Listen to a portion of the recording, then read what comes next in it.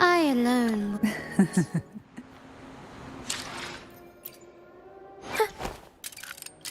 Let me be there for everyone, as we head toward our shared future, leaving the past behind.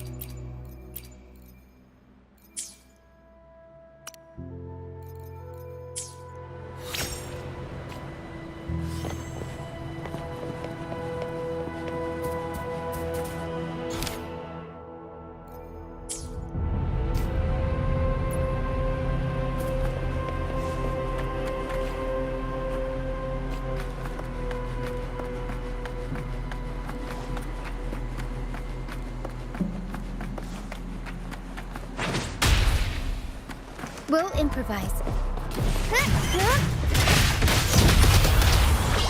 Mamma mia!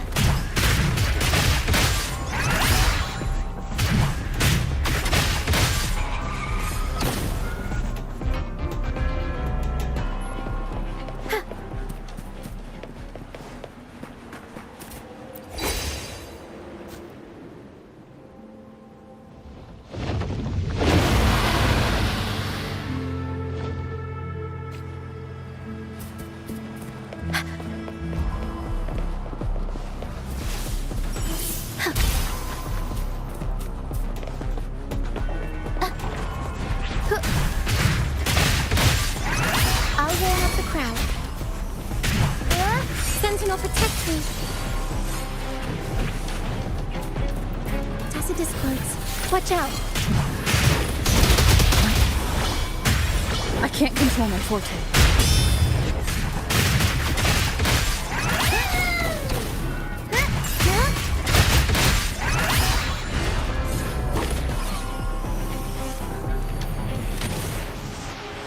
The high levels of corrupted remnant energy in the mist are disrupting our frequency stability. I can help with that. See, fighting here is a bad idea. Let's just try to avoid any threats for now.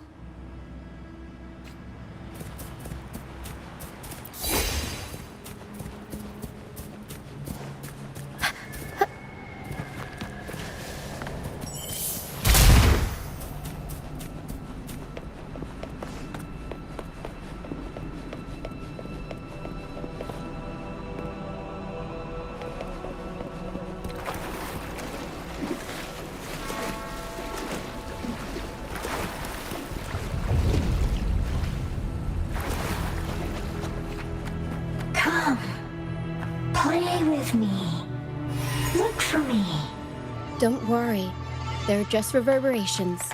Potential tacit discords in the making. Some of them are actually our friends. We can follow them to find our way out.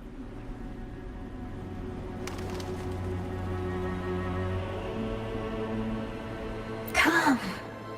Play with me. Look for me. I'm here.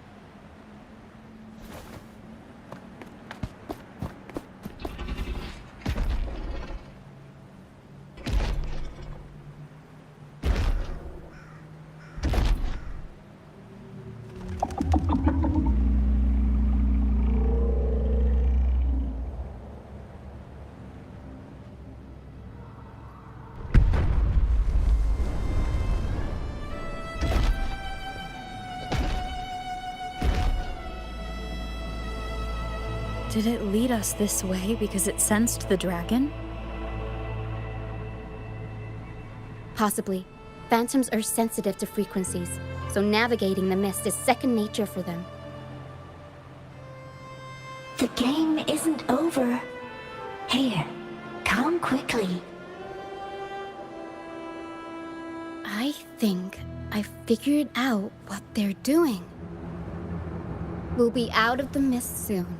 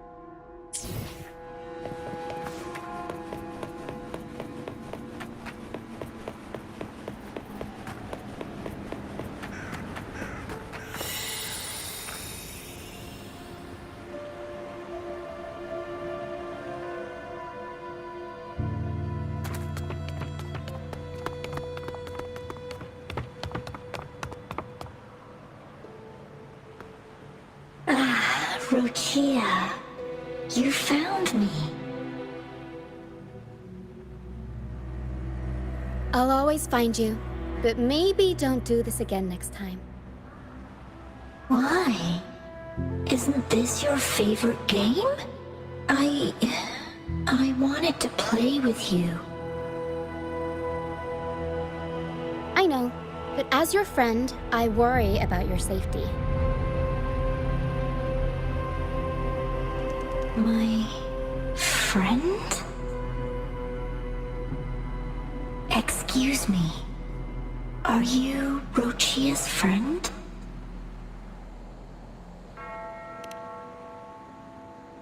Ah, how wonderful.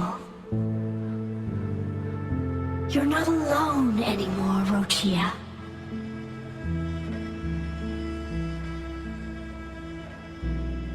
Yes, I have friends now. I'm so happy for you. All is well. Fly, fly to the high heavens. We are born free, and our souls will soar even in death.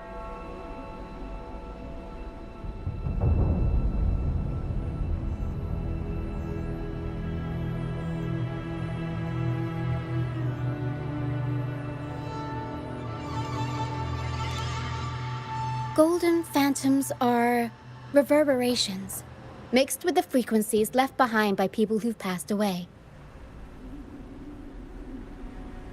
When someone dies, the reverberations linger.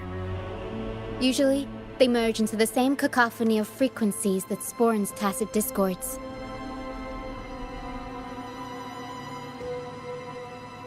But sometimes, a trace of their final will remains, and the mist shapes this into phantoms.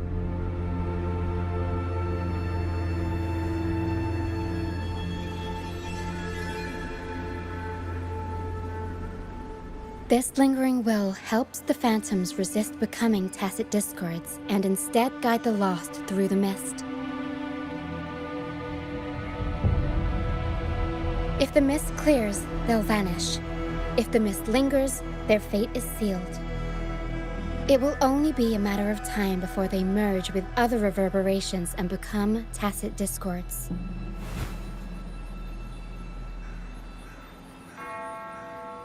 Their final frequencies tend to cling to certain objects, like this Lucianite here. I collect them as proof that they once lived.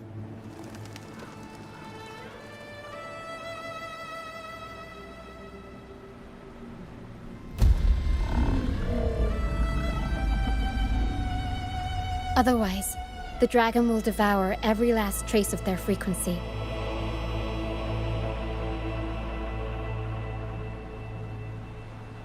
The mist is thinning.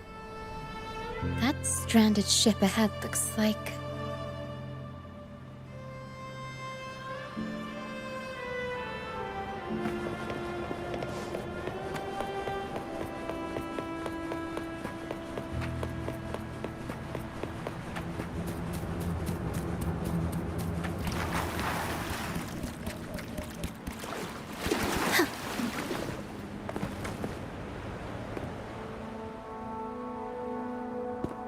A pilgrim sail? Why is it here? In Raguna, those who break the law are sent to the Order Tribunal for sentencing.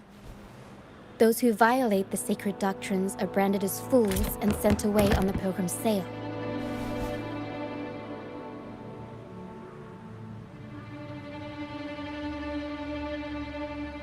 It's said that when the first dark tide ravaged Rinascita, the first Primus followed the currents on a rickety boat and met the Sentinel in person. That's where the pilgrim's sail tradition came from. Now the fools retrace the Primus's journey, reflecting on their mistakes along the way. There's a strong undercurrent around this isle, likely caused by that first dark tide. It drags all pilgrim sails here unless the ship's course is altered.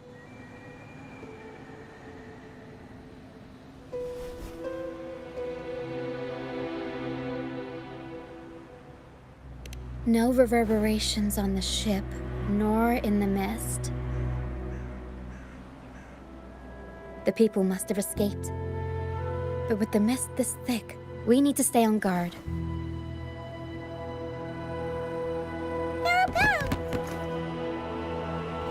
This way.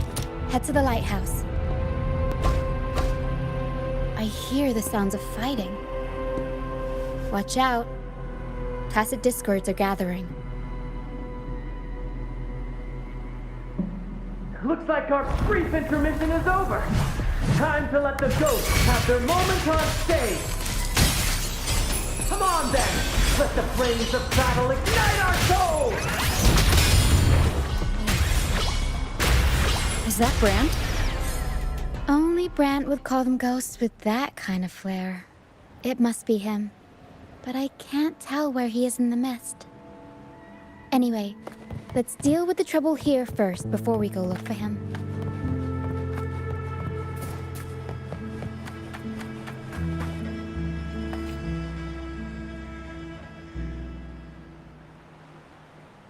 The show's over, ghosts. Time to take your final bow. Watch your back. A marvelous shot. You've earned your stripes, first mate. You're welcome. But if you tilted your head just 10 centimeters to the left, it wouldn't have been the Discord's head that got popped. It'd be yours.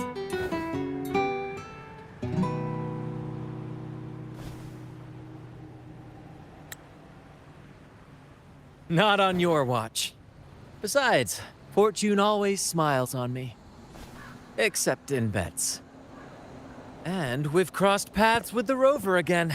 Can't get luckier than that.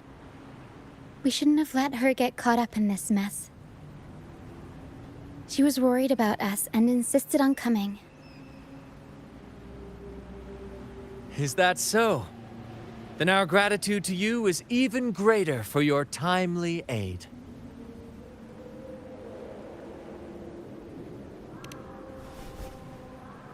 To find the brightest truth, one must delve into the deepest shadows. Such bravery deserves to be hailed, my friend. Where is everyone on the pilgrim's sail? I was patrolling the coast earlier when I saw their ship drifting into the mist. Time was against us, so I departed alone without alerting the crew. Thank you. Don't be afraid. You're safe with us. You've got some skill, you know, holding your own for so long in a trial against the Tacit Discords. Trial? I don't buy into the Order's nonsense.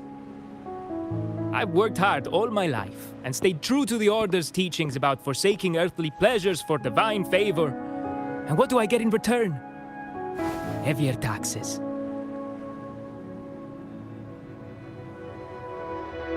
When pirates ransacked my merchant fleet, leaving me with nothing, I turned to the Order for help. They said it was a divine trial and left me to rot. I stood before the Sentinel statue, asking if my suffering was really their will.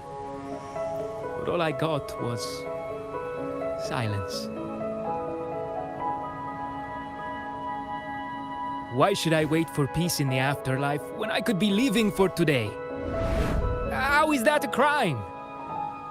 As for salvation, I don't believe in it. And I certainly don't need it. Here's a proposal. How about joining our troop? We are wanderers adrift upon the seas. Or perhaps you're more familiar with the name, the Troop of Fools? The Troop of Fools? Could it be? Yes, we are, like you, by the Order's decree, marked as fools. Fools on the pilgrim sail often meet their demise in a storm, or they're swallowed by the waves. Even if they do survive, they still face hunger, thirst, and the unforgiving wrath of nature. Maybe it's luck that brought you here so swiftly, and unharmed at that. Look around. This is all that remains of the pilgrim's sail. This is always their final destination, where the fools meet their end.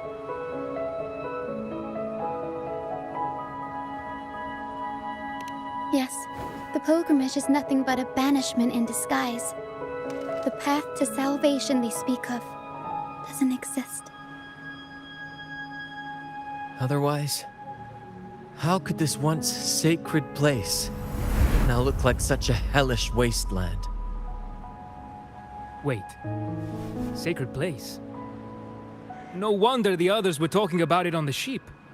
They believed the Order's promise that prayers at the sacrificial arena would grant them forgiveness. They must be heading up the mountain now. I didn't expect their faith to lead them that far. If only they knew it was just one of the Order's lies.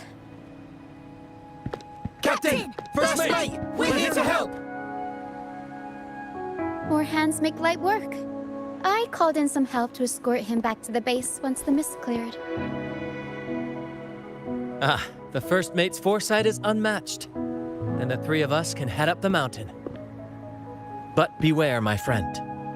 By the end of this pilgrimage, you will witness the Order's cruelest deceit. The dangers ahead will only intensify.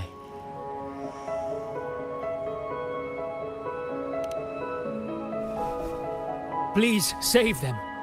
I hope it's not too late. Don't worry. There's more to our troop than you think.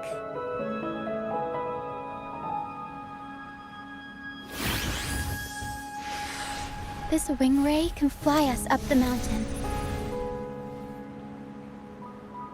You two go first.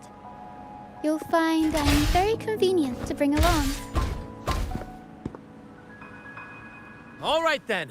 All hands, prepare to ascend!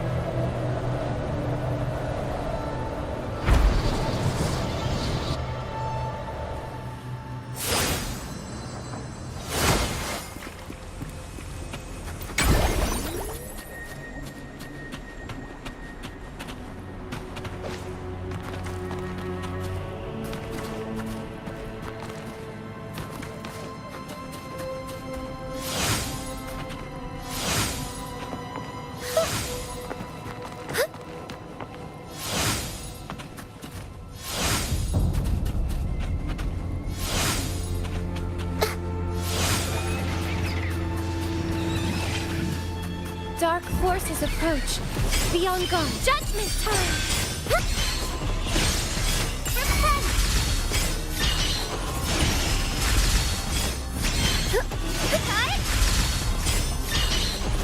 Purify! My holy light! keep up. Take a breath and right here. Silence.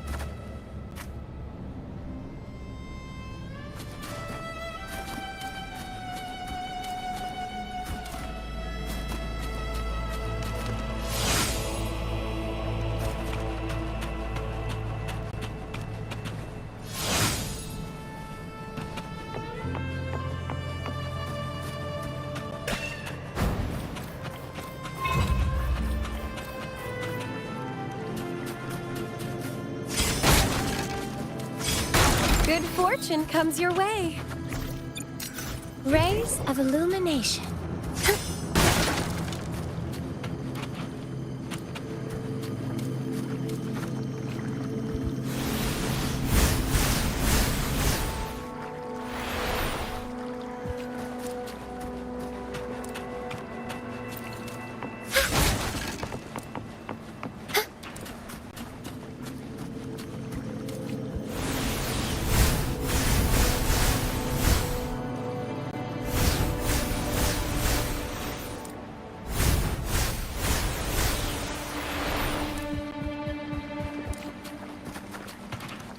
Rays of illumination.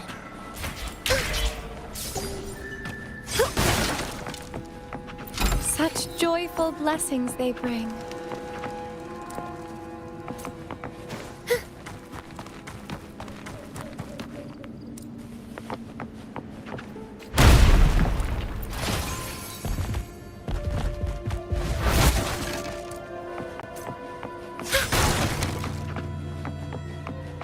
Rays of illumination.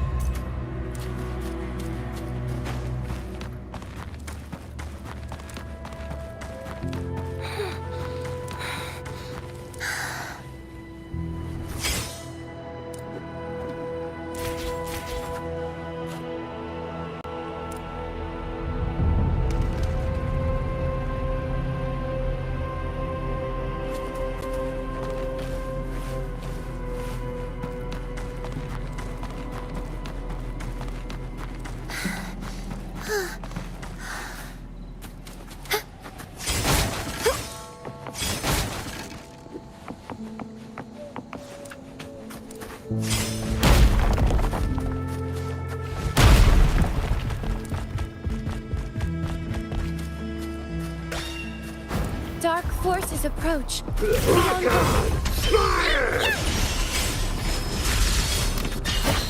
Oh, this will be fun. My compliments.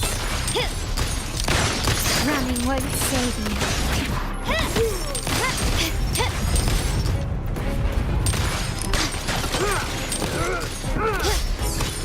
Brilliant lights the way. Is that it?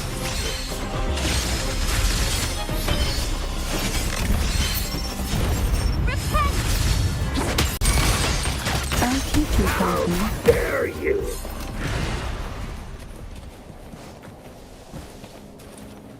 We desire, and so we find.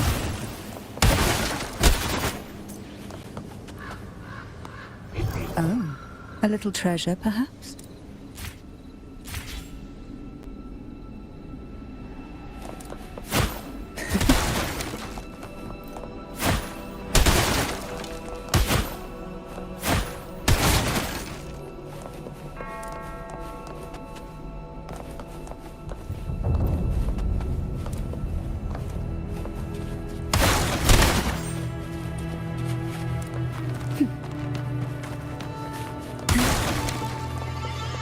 What we want has a way of appearing when least expect. Oh, a little treasure, perhaps?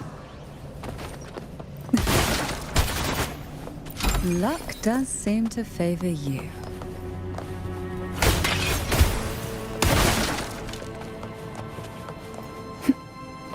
Who will sink into the depths with me? Feel the tide shall rush forth in fury.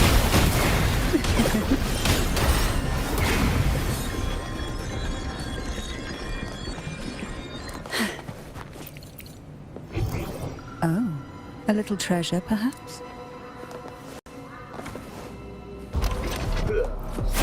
Try not to blink. Oh, this will be fun. Answer me! I My call upon the compliments. Sentinel!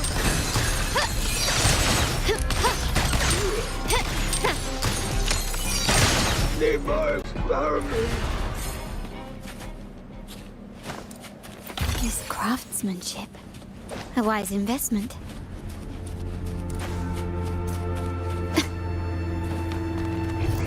Ah, there you are.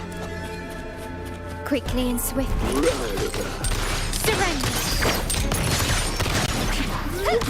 Still recognize me? Your path is arduous.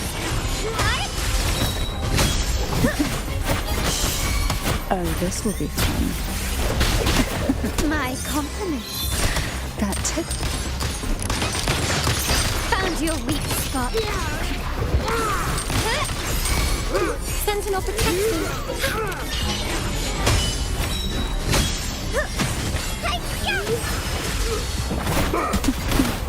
Feel the tide fall. Surrender to it.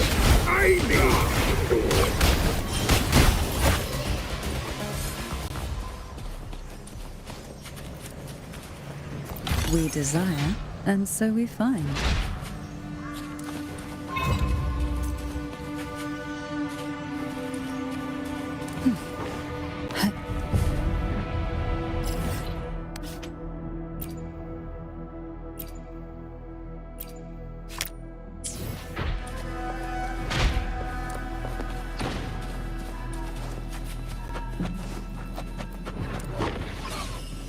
Why not savor them? Who will sink into the depths? Oh, this will be fun.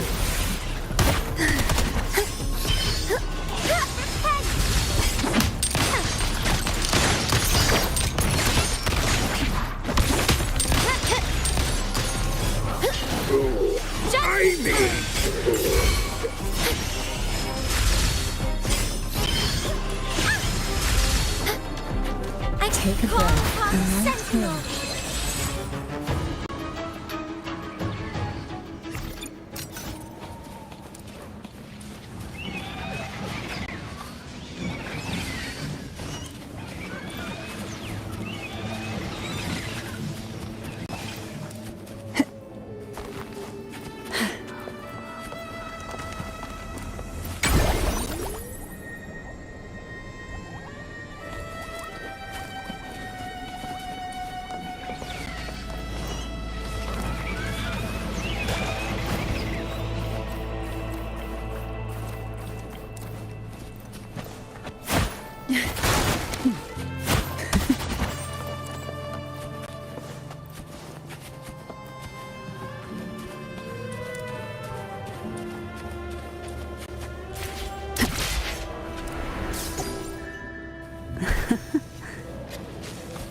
Who will sink into the depths with me?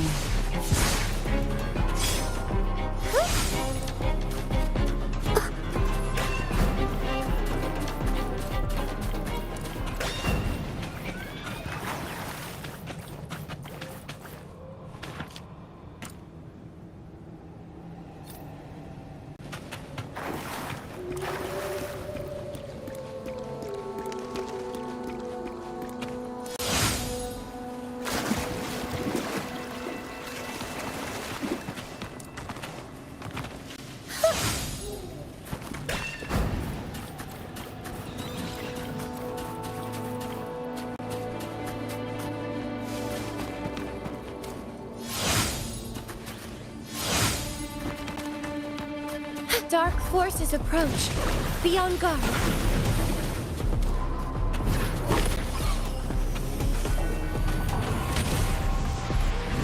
Free as a bird. The path is arduous. Cherish the gift not given lightly.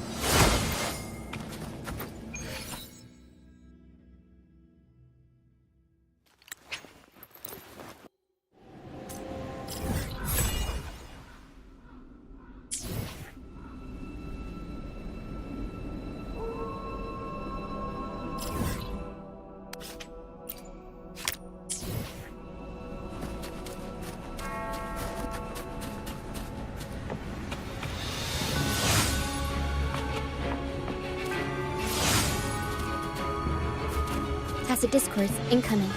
Stay alert, everyone.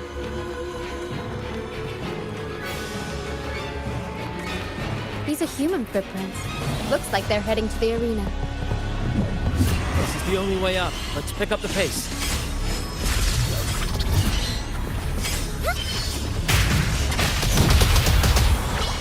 Mamma mia!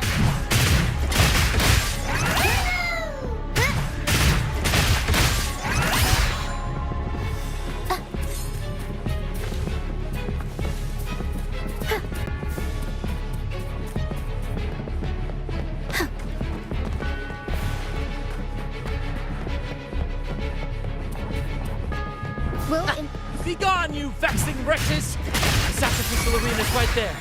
Let's take them down in one blow!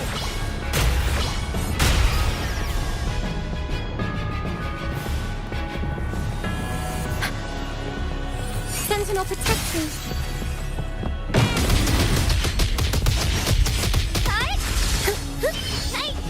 Answer me.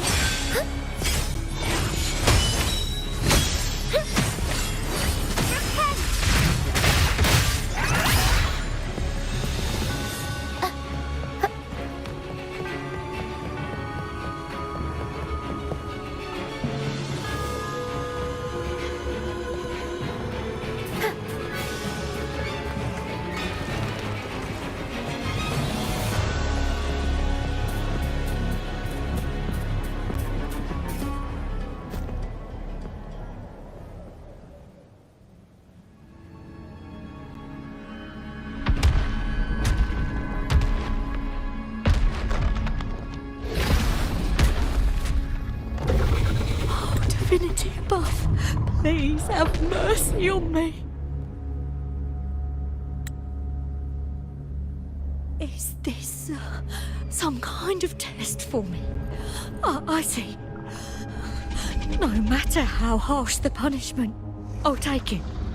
Even if...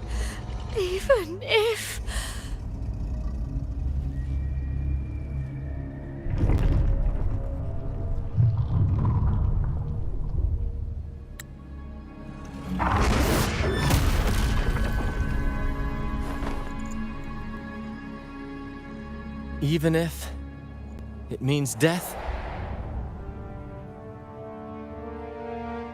We've never done anything that warrants paying with our lives.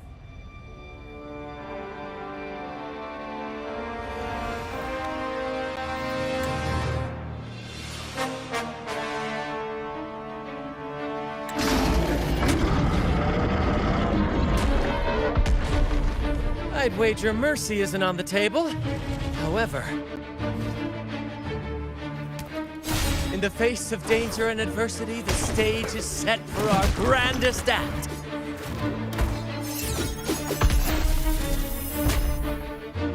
Brant, you handle the tacit discords. I've got the dragon. Of course, but with all due respect, shouldn't the captain be the one giving the orders? Just playing to our strengths. Take it, or I'll spill the beans about your wine stash.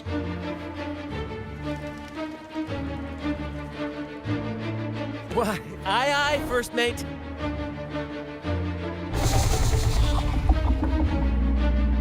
It's time to pay for what you've done, Dragon of Dirge.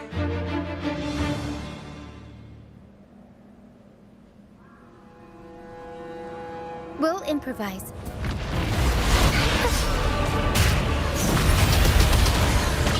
Mamma mia! Avanti! I'll warm up the crowd. Unexpected plot twist. Performance!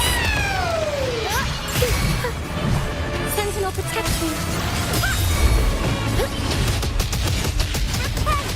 Bluebird, be my salvation! Take a breath right here. See, in the whispers of silence. My compliments.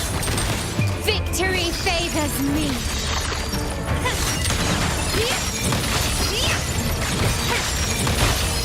Masterpiece complete.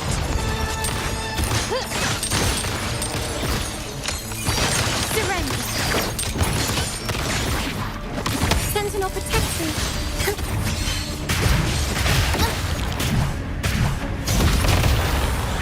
Mamma mia!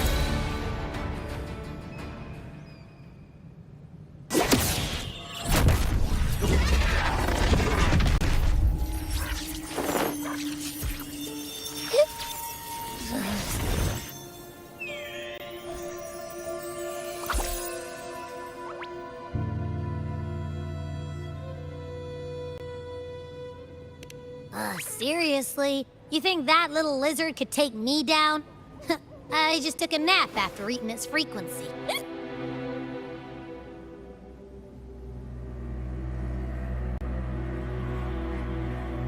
But seriously, that was close. The fire it breathed almost singed your hair. Good thing I was here to back you up. As soon as I realized it was a tacit discord, I went for it and ate its frequency. Piece of cake. But I gotta say, it was a pretty hefty bite. I swear, I chewed it up, but it was hard to swallow.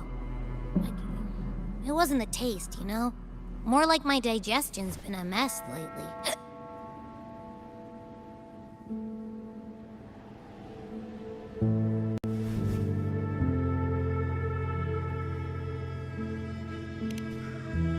That's not the point.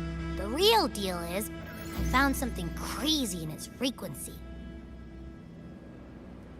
You said you somehow experienced empathy with the tacit discord back in Jinzhou, right? How about trying that again with this guy?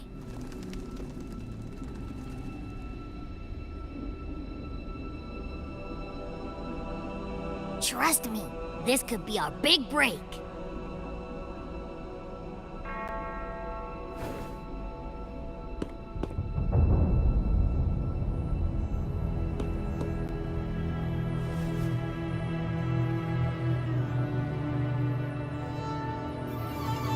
Gehenna, a wretched soul mourned by none. You are reborn to fulfill our sacred rite, illuminate the path of salvation. become the fiery hand of judgment, purging all transgressions. Cleanse every soul ensnared by their own indulgence. Those who cannot withstand the trial by fire shall forever be barred from our pure land.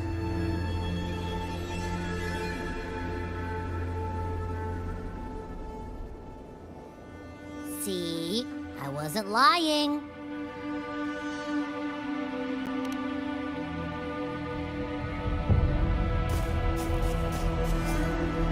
Tacit discord's frequencies are perpetually fading, inching toward their end. Their only way to maintain their existence is to consume other frequencies as food. The dark tide and mist enveloping this isle have drawn in countless tacit discords. Their frequencies should have been enough to feed the dragon. If what you saw is true, then the Order must have used some trick to control the dragon, making its frequency fade away faster than it should. That means they could be responsible for why the dragon began attacking all living beings, including humans. In time, it ended up becoming a harbinger of death.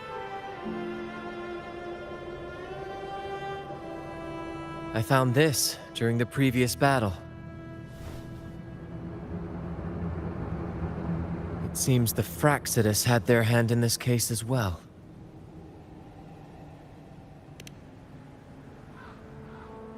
So you know them too. Seems we have much to discuss. Our troop usually earns a living by performing on the nearby islands. Sometimes we take on escort missions for merchant ships as well. That's how we first got acquainted with the Fractsidus.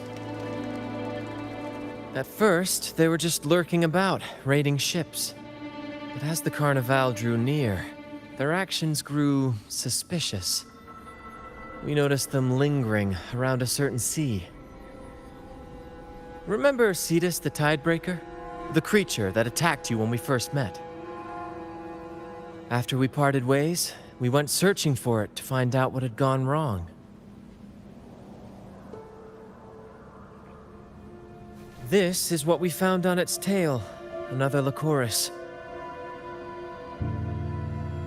Alas, the Tidebreaker slipped away into the deep beyond our reach. Still, this bloom leaves no doubt. The Fractsidus is behind its strange behavior. We saw what they did to the dragon. The Cetus's violent outburst must be their doing as well.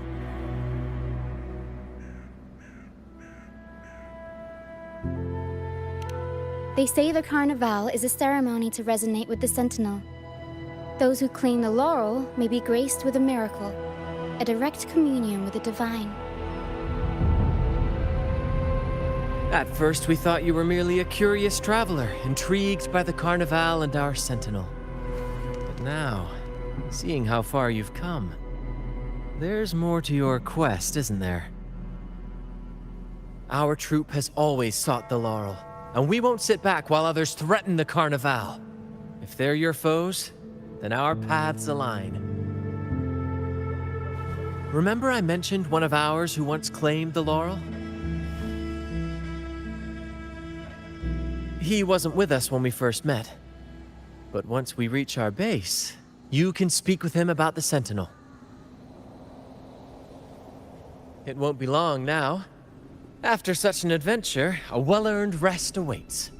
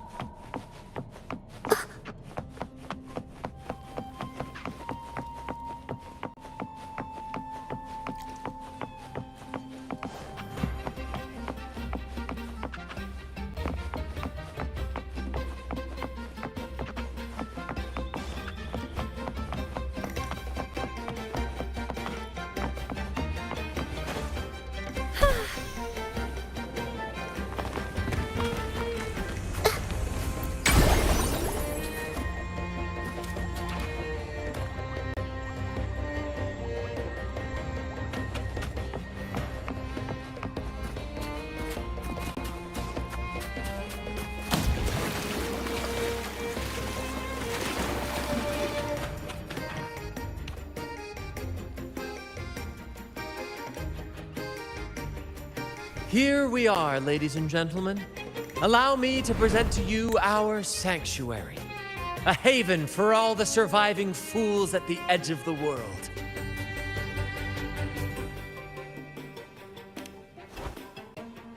It is, my friend.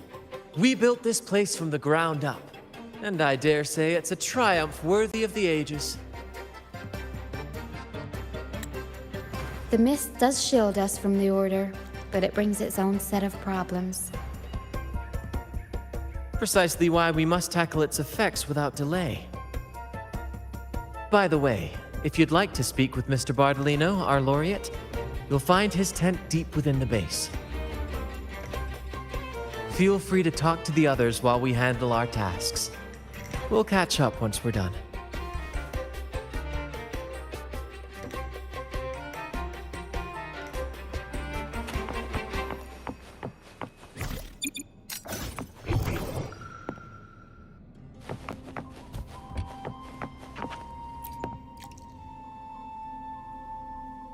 Welcome back, Brent. I heard a lot of voices coming from the mist. It's scary. Don't be afraid, Morias. They're all friends from the troop, people we've sailed with. You said you want to be a captain, right? Sailing has its own trials. Sea monsters, storms, whirlpools, undercurrents, you name it. When such challenges arise, you've got to trust your helm and your crew. They'll stand by you through thick and thin, and your job is to guide them safely through it all, till you reach the journey's end. I understand. Everyone has been so good to me, always looking out for me. When I grow up, I'll be a great captain, and take care of them too. That's the spirit, kiddo. You've already got the heart of a captain, and that's no small feat. You're the captain of your own ship. Bravery like that deserves rewards. Here, take this. Wow! Captain Sparrow's legends! Thanks, Brant. And can I maybe have a sip of the stuff you like to drink? The troop strength? Well... That's a special brew for captains who face the fiercest storms.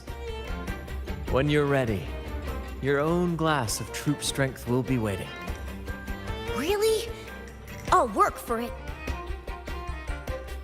It's a drink made of water lamps, fermented, distilled, and aged to perfection. Not for young ones, of course. We brew it ourselves, each of us with our preferred strength. It's not worth much, but it's one of the few pleasures we can have here. Those who did make it have their own dreams to chase. Some will eventually leave to follow the call of their hearts, their silhouettes forever etched into the mist. We hope they find their promised lands. The troop may be a safe harbor, but it's certainly not the final destination of their journey. We honor their names and stories in our plays, passing their legacy down through the crew. Beriardi the Fire Eater, Toscanini the Night Watcher, Fernando the Fish Killer. Their stories remain vivid in my memory. One day, I'll compile them into a book, mark my words. Over the years, we've bid farewell to many, and welcomed countless new faces. Seems this cycle will never end. When I was a boy, I saw the Sentinel's statue in the Cathedral of Mercury. Curiosity led me to point at the statue and ask, how can you say it's the Sentinel when no one has ever laid eyes on it? I didn't know the consequences that would follow. That question earned me a pilgrimage. At the time, I thought it was some grand adventure. On the pilgrim sail, I was cared for by other fools who shared what little they had and shielded me from the grim reality with their kindness and smiles. But all I could do was watch as they passed away one by one. From that day forward, I swore to wipe away the tears of the innocent. Every adventurer needs a rest, and every ship must find a port. For us, That meant finding a sanctuary. When we finally reached this Forsaken Isle, the destination of our pilgrimage, we fought the Tacit Discords to claim our territory and scavenged what we could from the ship's wreckage. From that, we built all this. Though the night may be long, the dawn always follows. That, my friend, is what we should set our sights on.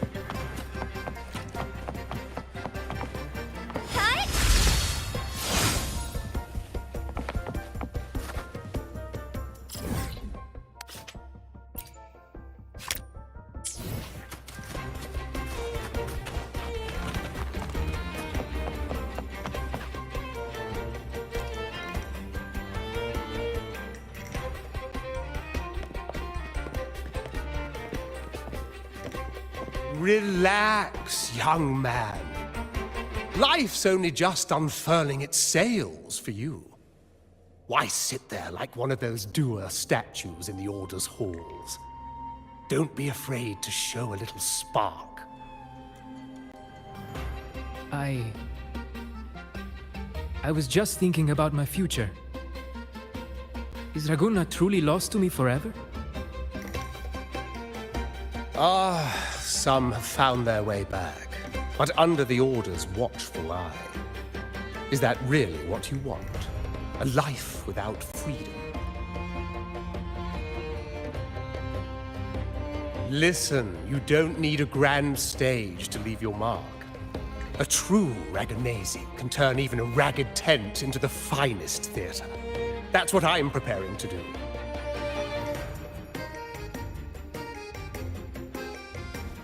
I might be an old man now, but don't let that fool you. I was once crowned with the laurel. you know. You? Are you Mr. Bardolino? In the flesh. Ha ha ha ha!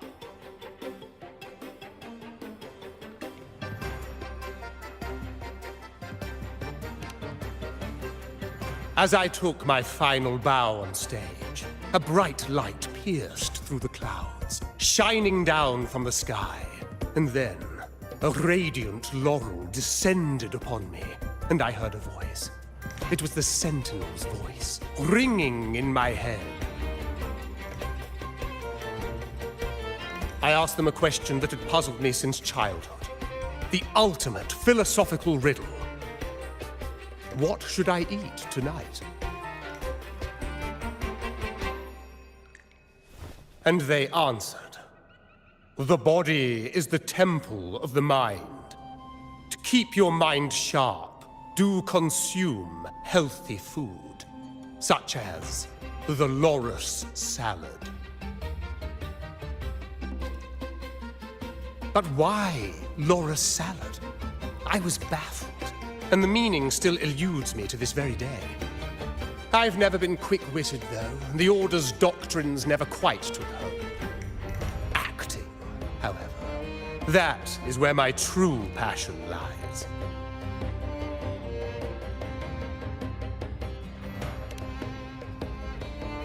But why did a blessed laureate like you get banished by the Order? Back when I won the laurel, Raguna was led by the Holy Maiden. She promoted all sorts of grand celebrations during the Carnival, an unceasing tide of revelry. Stages sprang up on every corner of the city, performances dancing through the streets, and shops adorned in vibrant hues. Even on rainy nights, you could still hear music playing in the square. Some performers wove their critiques into their acts. Sharp as she was, the Holy Maiden noticed. She refined city policy with each whisper of dissent. Ah, those were the golden days, my friend. The Holy Maiden once said that if she were to leave this world, she'd want no majestic tomb or a solemn funeral, but the grandest carnival as her final farewell. And then, she really did leave us. The current Primus took her place, and in the name of mourning the Holy Maiden, issued all sorts of bans on the carnival. But is that really what she would have wanted? The Order's grip tightened, and the Carnival performances were reduced to dull, monotonous shadows of their former selves.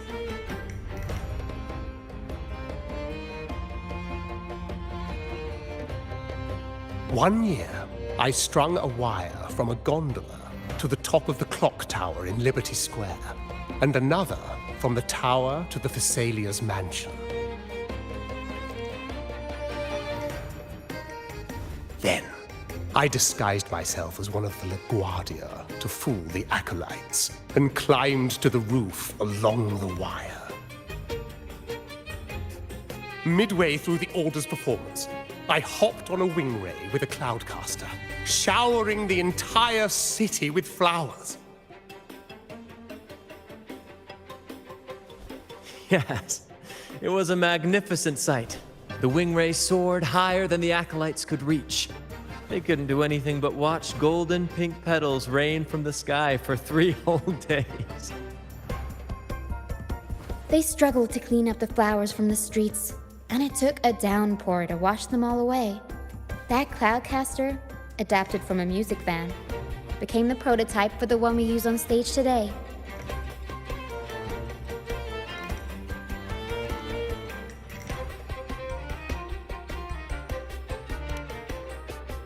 But that's all in the past. To this day, I'm still not sure what crime they pinned on me. Maybe walking the wire without protection?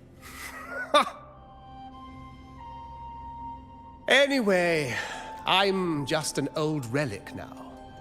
But you lot, you're the main characters of this era. Facing down every obstacle with fire in your bellies.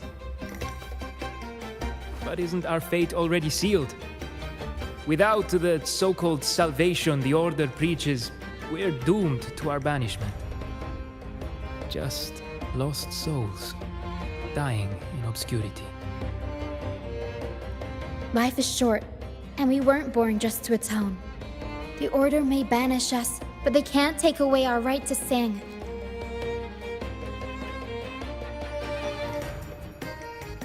Death is one of many possible ends, but it's certainly not the worst. Perhaps being forgotten is what the Order wanted for us.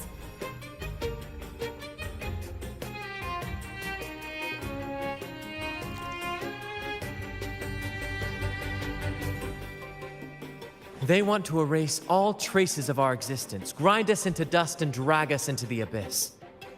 But we'll fight the tide and live our lives to the fullest. Members of the troupe may come and go, but they never truly left us. Their deeds and songs are passed down through the ages. One day, our voices will echo across every land. Our words will reach every corner of the world. And by then, even the tacit discords in the stormy sea will know our names. That's the spirit, boy! Even if I can't earn myself a proper title, I'll become Rinascita's most enigmatic legend. When I'm gone, I'll leave behind a coffin that sings. Or maybe turn into a lark, singing every day and night!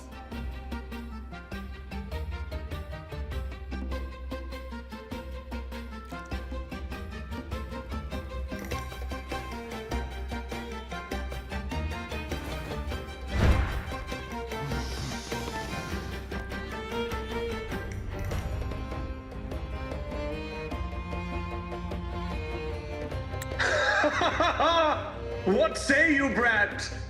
Do you like this stage design? It could be used for this year's carnival.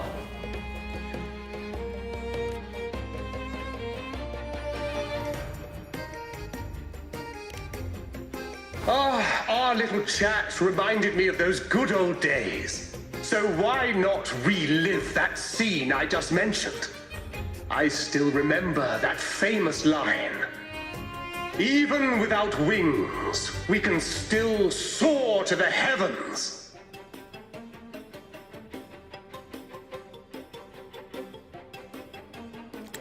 Now that you mention it, that is a very good question.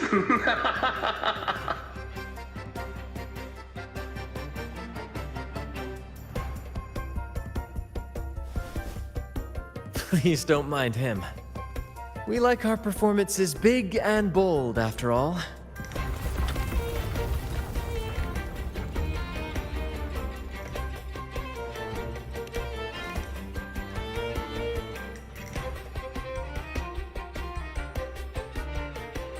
That fight with the dragon probably messed with the mountain's stability.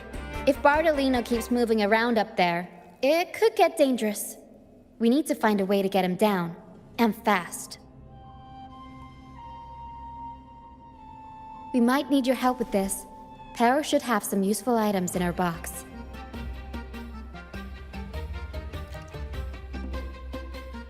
We've got a cloudcaster that can conjure up some fluffy cloud cushions. They'd make the perfect stairs to reach Mr. Bartolino, or catch him for a soft landing. But some of its parts have been borrowed by other troupe members.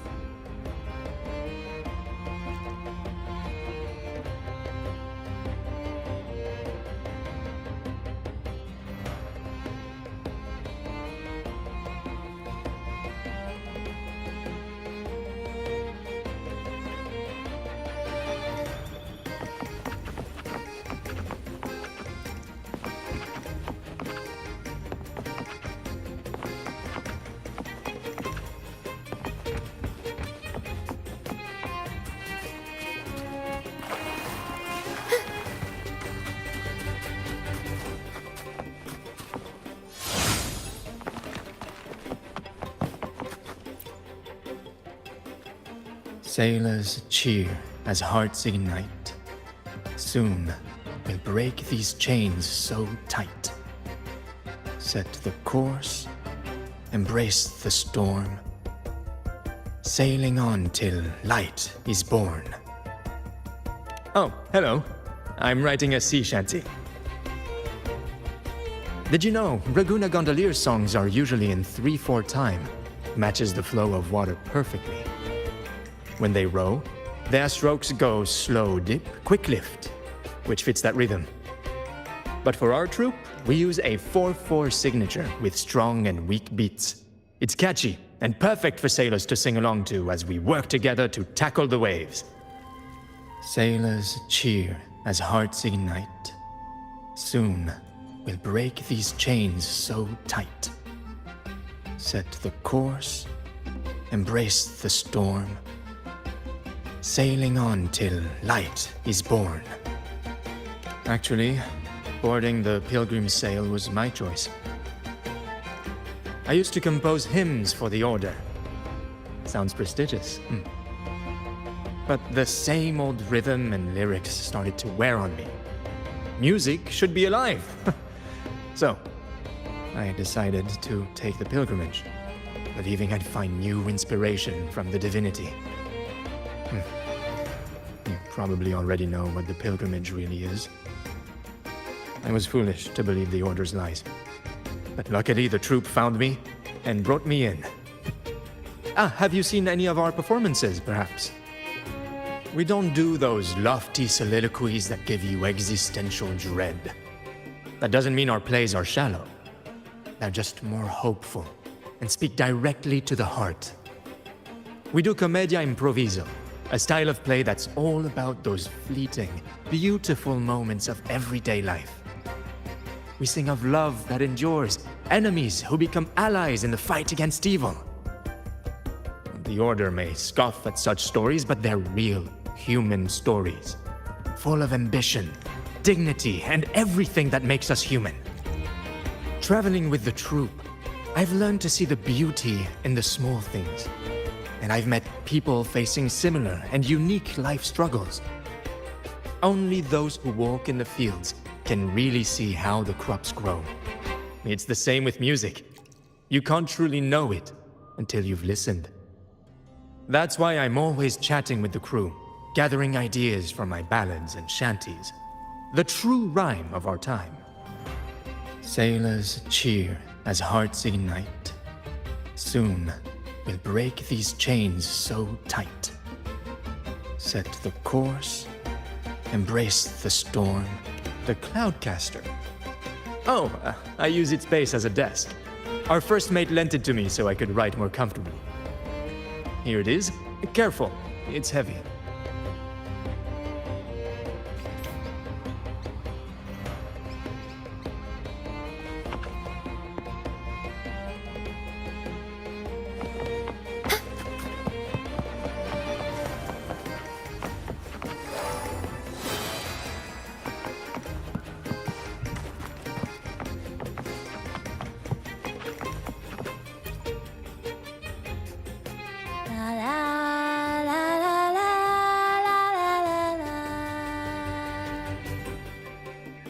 I'd rather be a wild flower, ignored by all in my own power, than a rose that bends and sways, bathed in grace, but lost in dismay.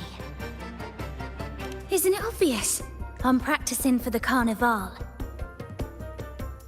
I'm the troupe's soprano and helmswoman. Steering Rinascita's echo ship isn't just about strength. It's about resonating with the echoes. After years at sea, I've learned that some echoes are sensitive to our songs and will react to them in different ways. The Order warns of sirens lurking in the stormy sea's mists, but they don't scare me. I'll show them who the real siren of these waters really is. I'd rather be a wild flower, ignored by all in my own power, than a rose. Who knows? Ask the Order and they'll give you 100 reasons. I can't even remember how long I drifted on that pilgrim's sail, but the troop found me just in time and took me in. What's past is past. It's the present that counts. Let go of the bad days and enjoy the moment. This is the way to live, I'd rather be a wild flower, ignored by all. Cloudcaster. It does ring a bell. Here, the resonance unit. It helps me find the right pitch and rhythm. Works like a charm. You should give it a try too.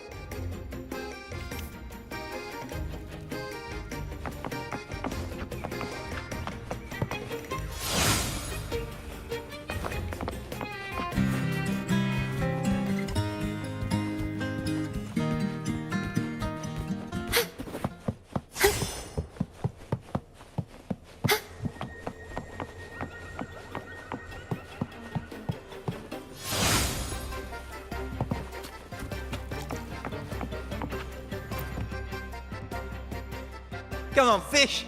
Come to my net. Me? Just prepping dinner. The storm's passed, so it's the perfect time for fishing. The captain once told me a secret. The fiercer the storm, the more fish it brings. Sometimes we even see fish swept up by the wind, raining down from the sky. Usually, yeah. But when we dock on an island, the captain and first mate will buy some other food from the locals. Come on, fish! Come to my net.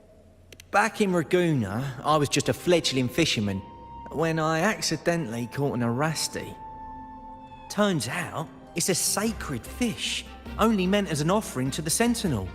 Mortals aren't allowed to catch it, but it swam right into my net. Not really my fault, was it? Though the Order didn't see it that way. They banished me out here, like tossing a fish onto dry land. Luckily, the troop found me. I can still fish like I used to. Otherwise, I'd probably be dead, or living as a pirate. Though, to be honest, life here ain't too different from a pirate's. Except we're not hunting for treasure, but for smiles and cheers from our punters. Come on, fish! Come to my net. Yeah, I borrowed the reel for me fishing rod. We scavenge all sorts of stuff from the beach and fix them up as needed. Nothing goes to waste. Don't be fooled by appearances. This stuff can be pretty versatile. Good. We have all the parts now. Time to work, Pero.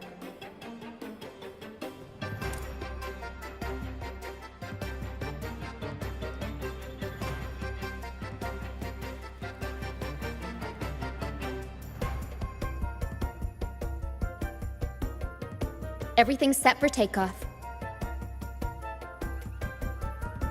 Let's position a cloud cushion beneath Mr. Bardolino. Then we'll pop the balloons and bring him down safely. Although we might need a bigger cushion.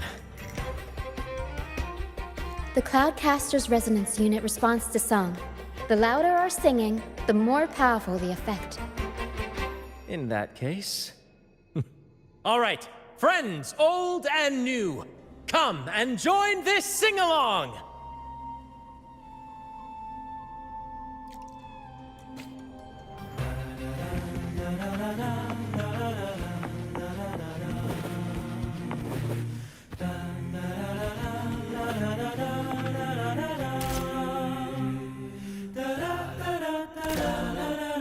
Bullseye! How about showing off that aim again with the rest of the balloons?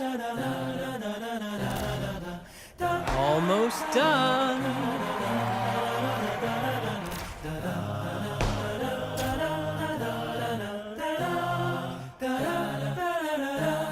Thank you, dear girl. You helped me complete this performance and fulfill one of my dearest wishes.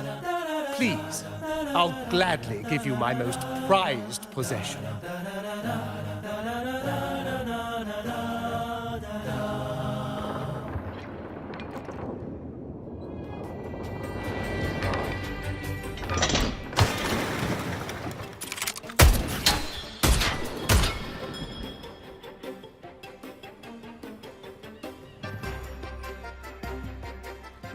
Apologies for my late arrival to such a magnificent performance. Did I miss anything? Oh my, oh my. What an honor to witness the beauty of our generous benefactor. Thank you, my lady, for rescuing this humble soul in his moment of need.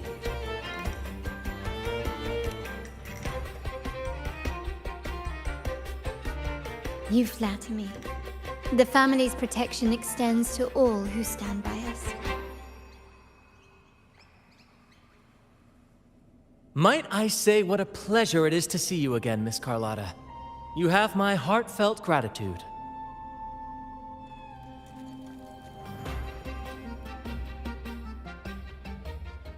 Is everything going smoothly with your family, Miss Carlotta? Yes, thank you.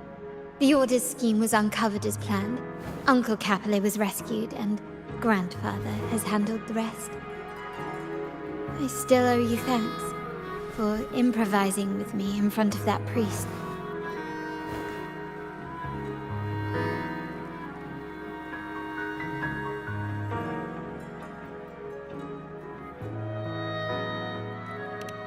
You've got a sharp mind. No pain, no gain, as Grandfather used to say. I'm pleased we're on the same page.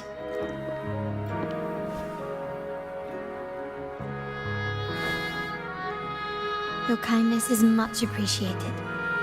The Montellis won't forget this. In return, I'll share everything I know.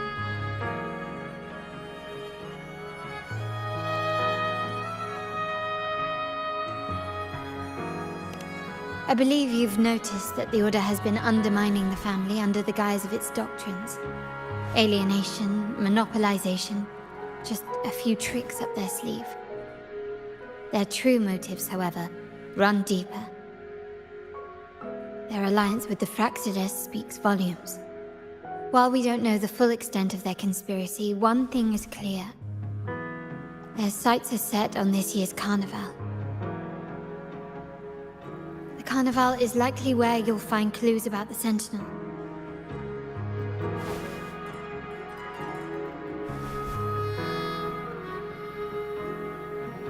Legend has it that the Sentinel, Imperator, has been secluded in the heavens, cut off from the mortal realm. The last record of the Sentinel is from the Carnival a decade ago. At that time, the entire city was shrouded in mist. Ghosts roamed the streets. A dragon roared from the sky, and a sea behemoth raged, summoning towering waves. Do any clues come to mind? The mist might be coming from the remnant clouds in the Nimbus Sanctum. Lorelei has the power to purify and control them, but the Fraxidus interfered. Remnant clouds corrupted by evil will disrupt Echo's frequencies. If the mist had spread to the city, it would have stirred the echoes into chaos.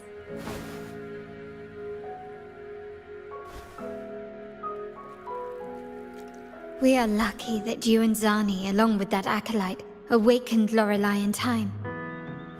You prevented the mist from spreading and averted the wave-worn. The Fraxidus must still be licking their wounds. At that time, the entire city was shrouded in mist. Ghosts roamed the streets. A dragon roared from the sky, and a sea behemoth raged, summoning towering waves. Do any clues come to mind?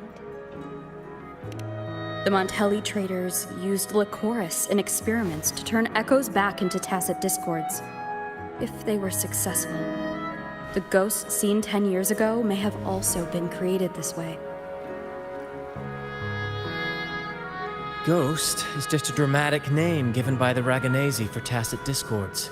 They look nearly identical to echoes, especially in the mist.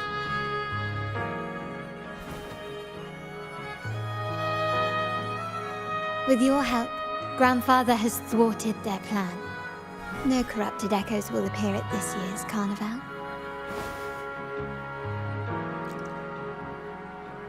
At that time, the entire city was shrouded in mist. Ghosts roamed the streets.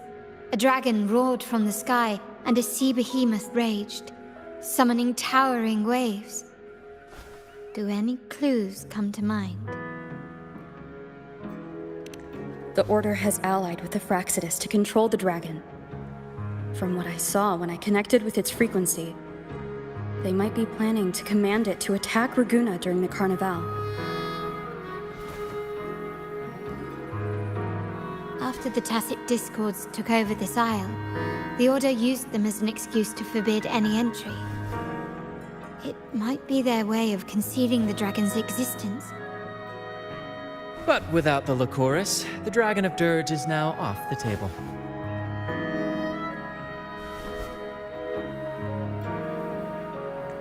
At that time, the entire city was shrouded in mist. Ghosts roamed the streets. A dragon roared from the sky, and a sea behemoth raged, summoning towering waves. Do any clues come to mind? The remnant cloud spreading, experiments to turn echoes, and the dragon's manipulation. The Order plans to recreate these disasters at this year's ceremony.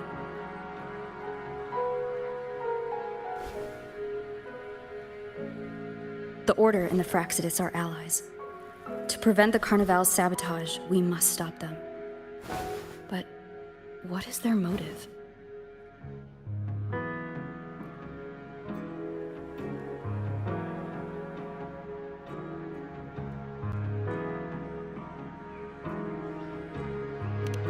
The Primus called it a divine punishment, and took the opportunity to appear as a savior.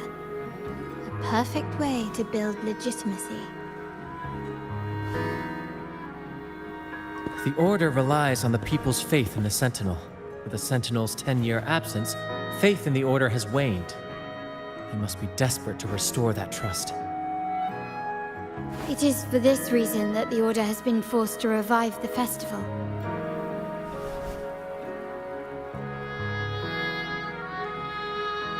Let's consider the implications. If the Carnival proceeds unhindered, how would it affect the Order?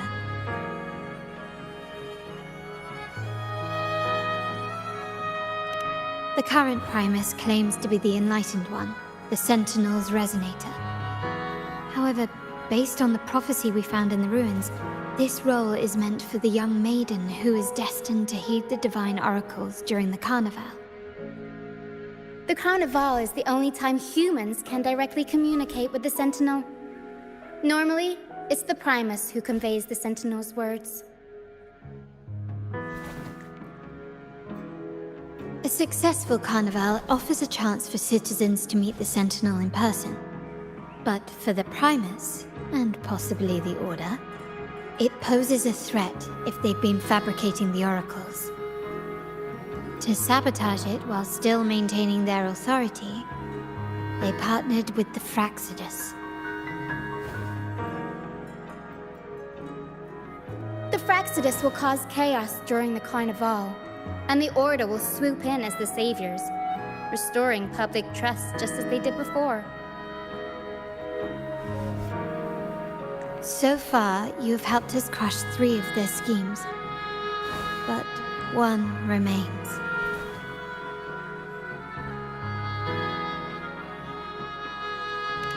We have evidence that the Cetus is being manipulated, and the Fractsidus are setting up their final plan.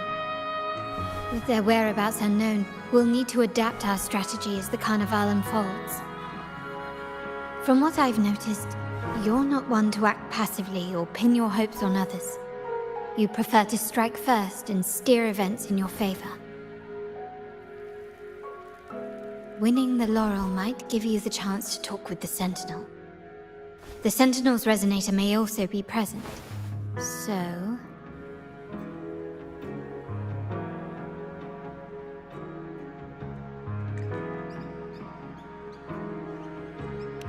Our aim has always been clear: to restore the Carnival to its former glory with a performance for the ages.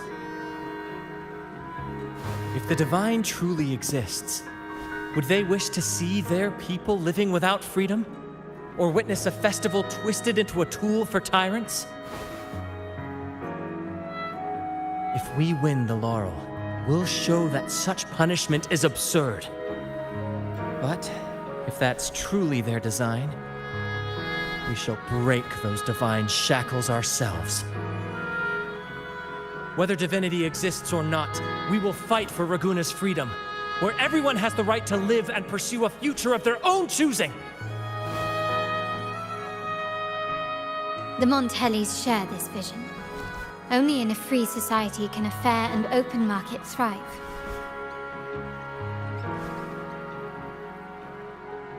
However, the troop alone is too weak.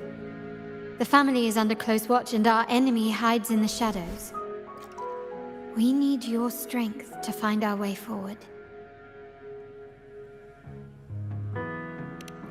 Thank you. I'm pleased we've reached an agreement once more.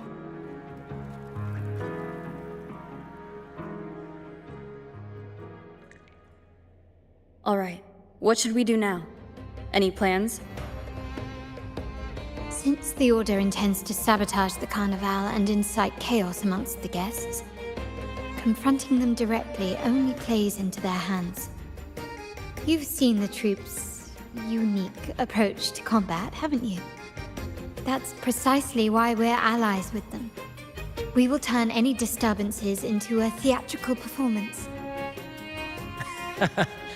I can see our friend here is still a bit confused. No worries, my dear girl. We'll have a quick rehearsal before the carnival begins. Speaking of which, Ms. Carlotta, would you honor us by joining our performance? Me? I do have some stage experience, though I must confess I may be a bit out of practice. We don't know what challenges we'll face, so your help will be needed, Miss Carlotta. Plus, it's a chance for you to get to know our methods. If you insist. Wonderful! As the festivities continue, if you're both ready, please join us on the stage of the troop liner.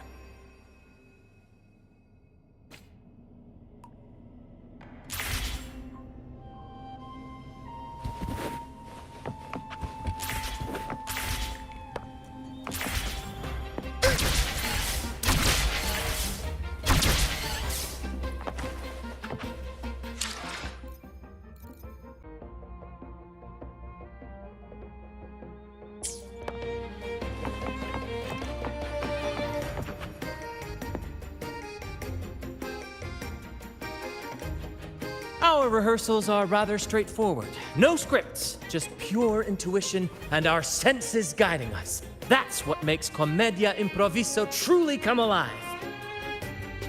For our improvised comedy, we start with a theme.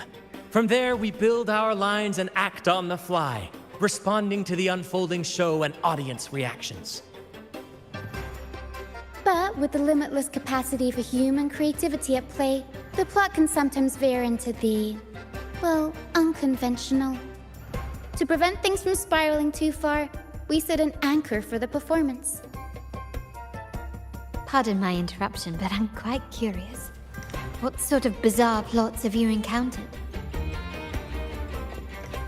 Well, something like a humble craftsman from a small town sets sail on a rainy night, stumbles upon ancient ruins, is reincarnated with superpowers, and then decides to conquer the galaxy, becoming the Emperor of the Stars.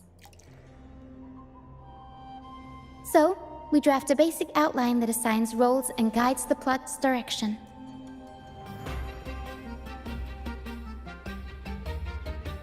And this time, our outline is: a kingdom is attacked, monsters run rampant, and the Demon King has kidnapped the Holy Maiden. A few brave heroes accept the minister's quest to defeat the Demon King and rescue her.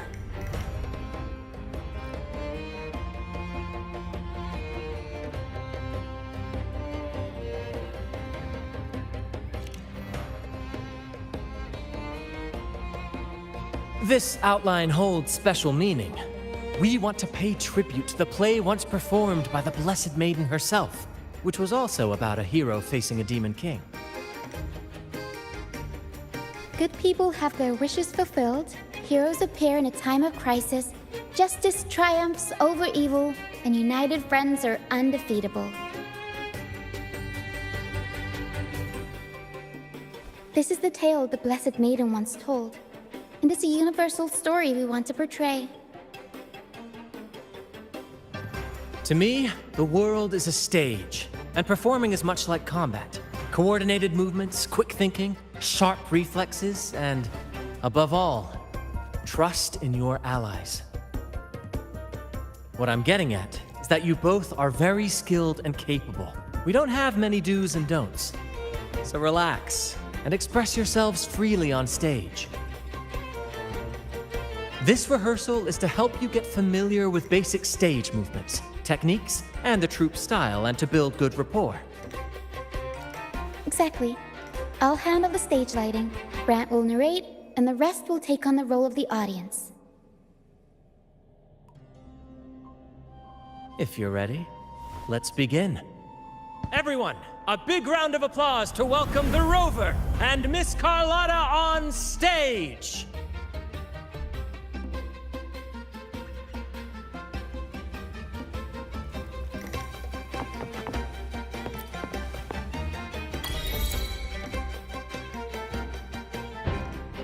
All right, next I'll spin the prologue of our tale, setting the scene for how our brave heroes first crossed paths. Once upon a time, a hero roamed the world.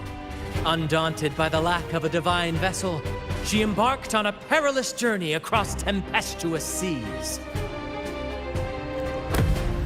Alone in the dark, a young girl of untethered spirit soared against towering barriers with wings of defiance. The winds of fate brought them together.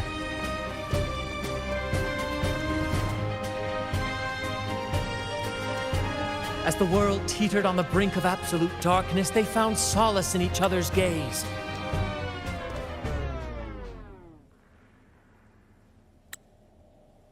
Together they became unshakable allies, standing strong against the tides of fate.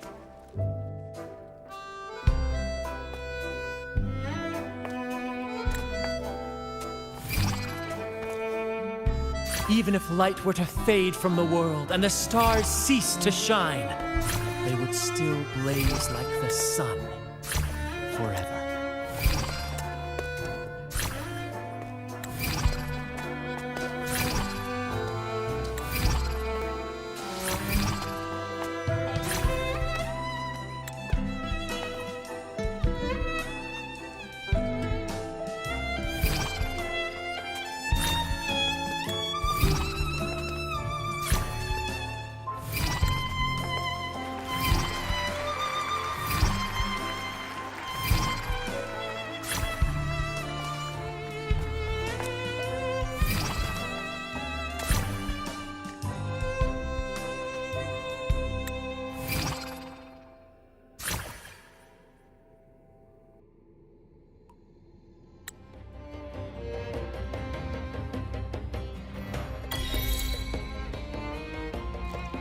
Bravo! Bravo!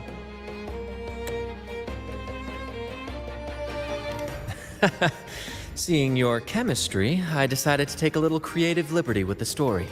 Anyway, it didn't stray too far from the outline, right? The thrill of improvisation is in its unpredictability. There's always a rush of excitement with every twist and turn.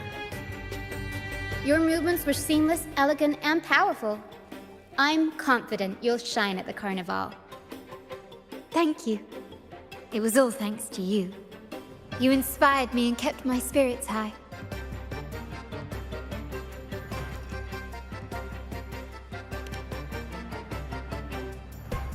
You'll master it in no time, I'm sure. All right, that's enough for today. Let's save the grand reveal for the Carnival. Oh, and speaking of which, there's still something we need to prepare for you, isn't there? You mean the essential item for the Carnival performance? Don't worry. I've taken care of everything. Oh, so it's handled then. I can't wait to see it.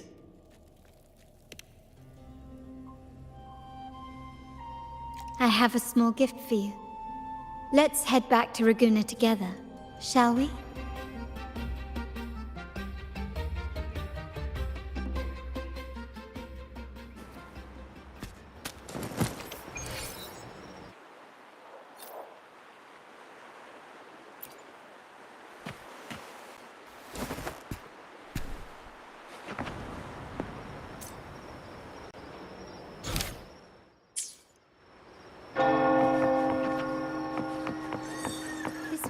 Please, follow me. Where are we going? Please allow me to keep that a secret for now. I wouldn't want to spoil the surprise. But here's a hint. You've been there before.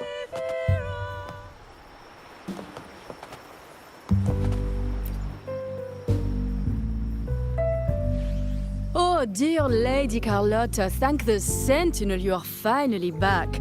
I was just about to close up shop to prepare for tomorrow's carnival. You have completed my request, haven't you? Of course, Lady Carlotta. You should have more faith in my skills. Here you are. A small token of my appreciation.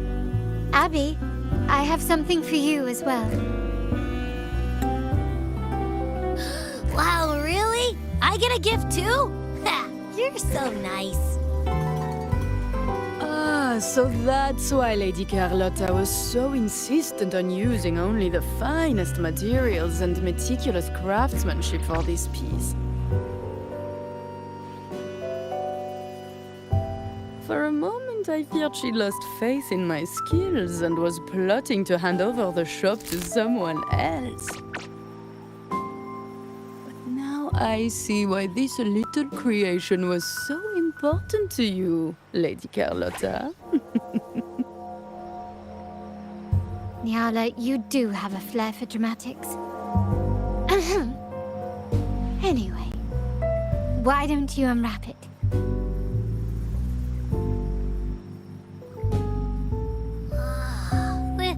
This is...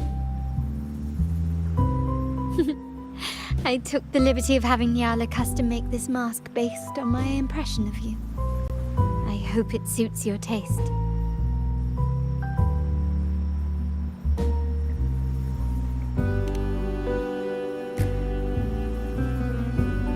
I'm pleased you like it. The Carnival is a splendid reverie, and the mask is its passport. May it help you navigate the Carnival with ease, and let you enjoy it to your heart's content. We will, for sure. May I take a bit more of your time? Walk with me through Raguna tonight. I have some additional information to share with you.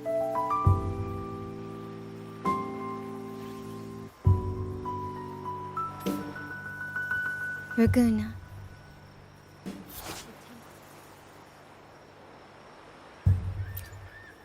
This jewel, the sapphire that crowns Solaris.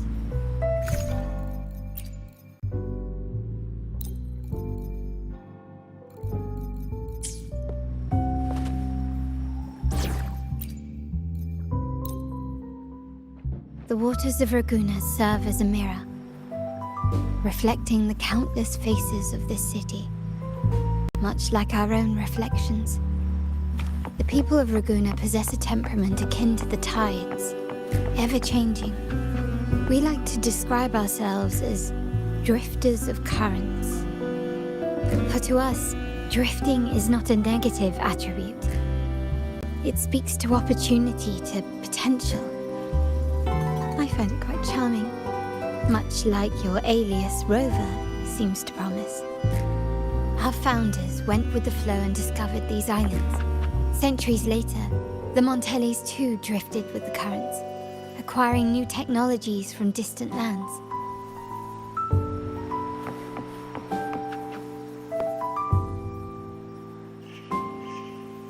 There was a time when the currents swept us into the jaws of uncharted waters, where relentless storms and voracious waves awaited. But after weathering such trials, they revealed to us a hidden gem: the shores themselves. My family has always been drawn to the thrill of a new voyage. One stormy night, fate decided to play a hand. What we discovered there on that island, the technology and novel ideas, was nothing short of a blessing in disguise. There exists only one relatively safe route from the Black Shores to Ragusa, a path known solely to the Montelli family. As long as you stayed on this course, you were bound to encounter the troop. My family has always been drawn to the thrill of a new voyage. One stormy night, fate decided to play a hand. Exactly.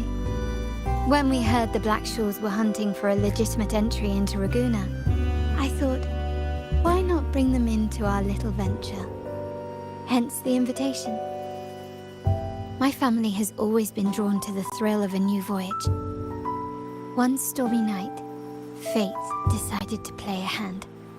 What we discovered there on that island, the technology and novel ideas, was nothing short of a blessing in disguise.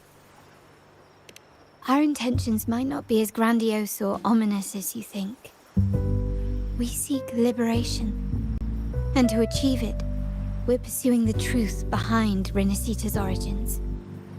Legend has it that when people first arrived on this island, Genesis Nexus was already here, welcoming them.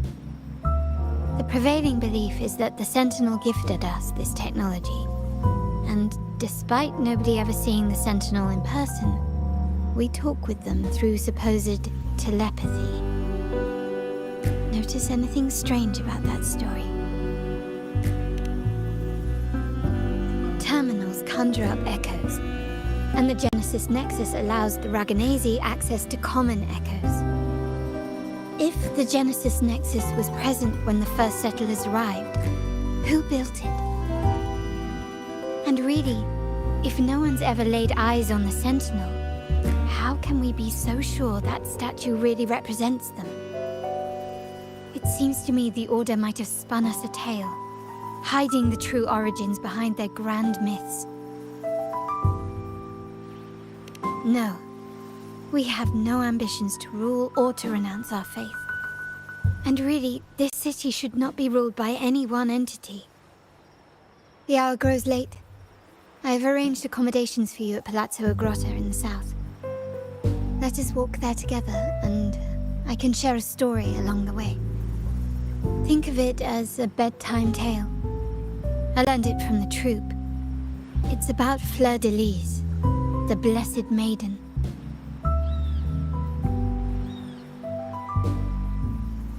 Once, the Blessed Maiden was just a simple peasant girl. During the Sentinel's gratitude rite, the young Fleur de Lis managed to sneak past the guards and drink the sacramental wine.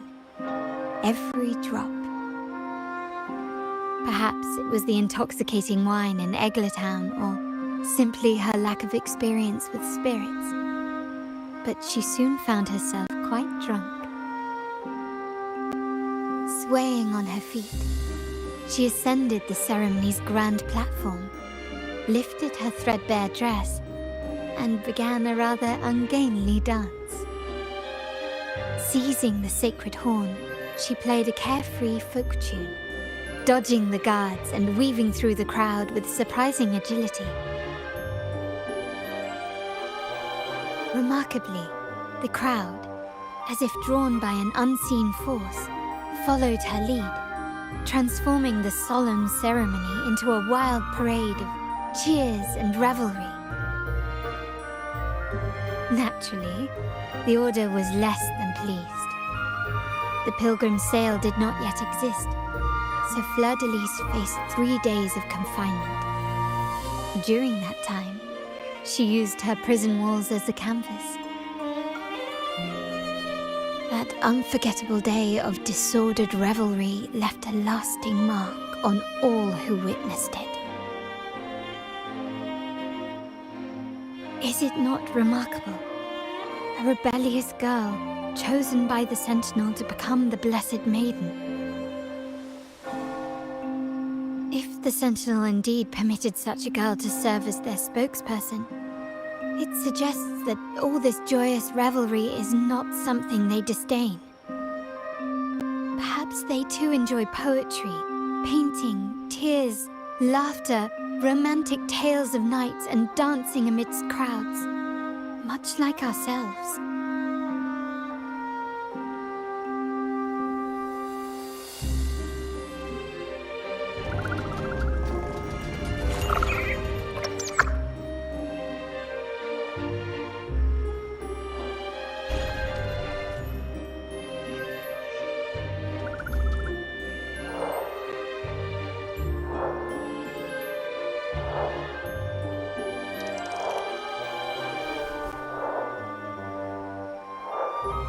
The people of this island came from diverse civilizations now lost to time, but through plays and tradition, they sought to preserve memories of their heritage. In the past, while the clash of cultures led to conflict, the Raganazi united through faith, restoring balance even if precarious. To maintain this unity, we've always needed both a sentinel and a play based on a shared legend that gives us roles. Yet this play has endured for so long that we've become defined by our roles. Noble, commoner, believer, merchant. What was meant to unite us now stifles us.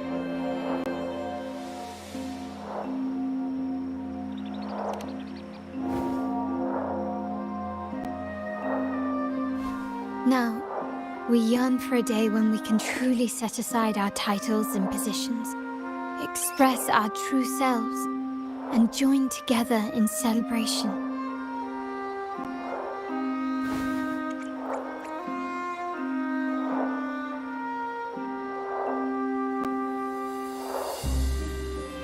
Yes, born from hope and idealism, it reminds the Raganazi of our initial vision of equality and freedom. It also affirms our true worth. While the Order's true intentions remain unclear, we are certain their influence has already eroded the very foundations of our society. People revere the divine figure the Order has constructed, yet they also live in fear of punishment. Legends become accomplices in fostering ignorance, and faith becomes the loyal executioner of cruel punishment. An invisible cage has trapped us all. Speaking of freedom within a cage is absurd. Fear and ignorance are our foremost enemies.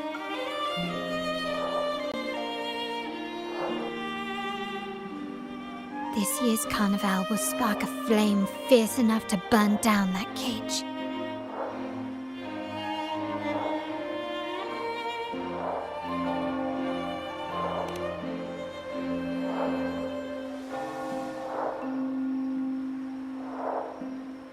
Rest well, and tomorrow we shall take the stage together at the carnival.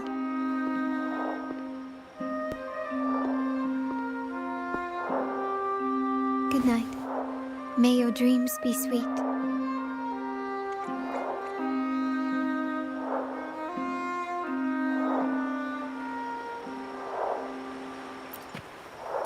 Rest well, and tomorrow we shall take the stage together at the carnival.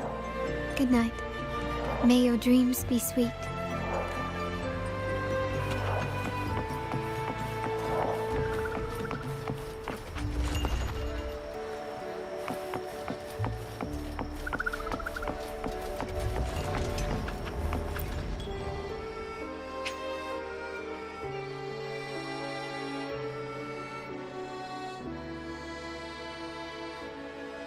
Welcome.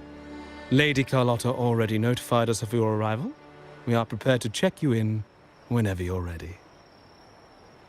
Very well. I'll escort you to your room immediately.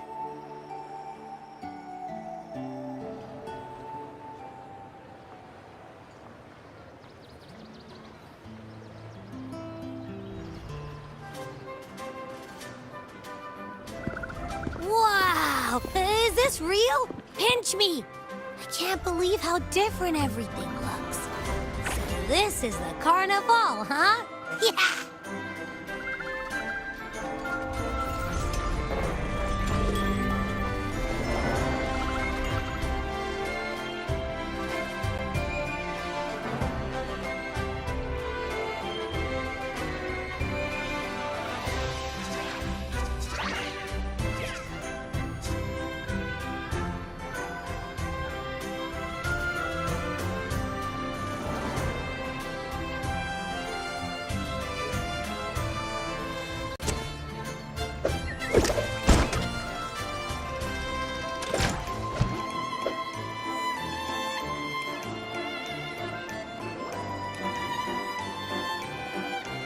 Can't wait to explore.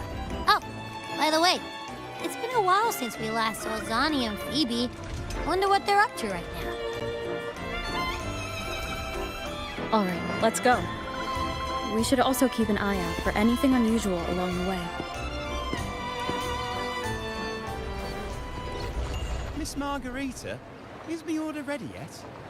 Yeah, I was about to say, I have been waiting.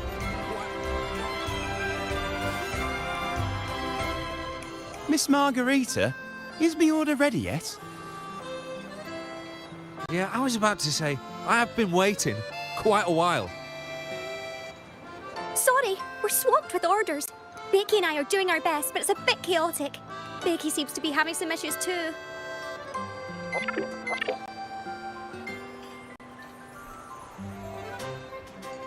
No need to worry. Let me take a look. Ah, I see. Becky is just a bit overloaded with all the work. It might need a short break. Oh, good morning, my friend. I'd love to, really. Look, see this mask? However, it's crystal clear to me that keeping things running smoothly is a top priority right now. Lady Carlotta has already briefed me on your plan. Along with the other family members, you can count on my full support. Miss Margarita, is my order ready yet? Yeah, I was about to say, I have been waiting quite a while. Miss Margarita, is my order ready yet?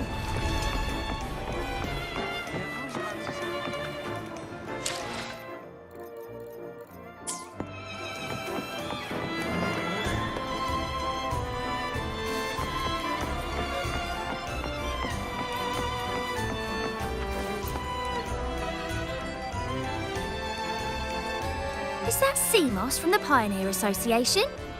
Something seems off. Why does he look sad?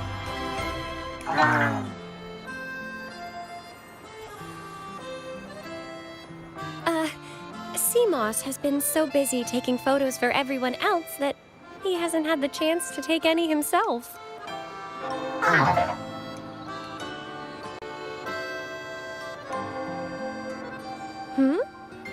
You want a picture with me? But...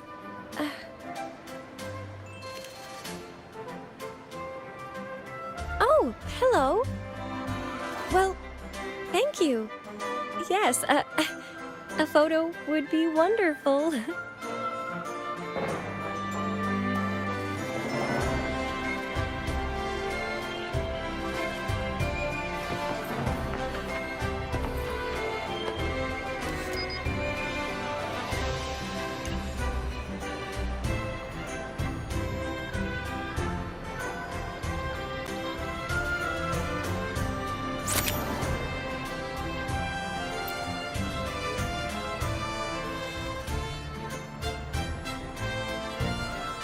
Rover and Lady Phoebe! I've been capturing the Carnival's many beautiful moments.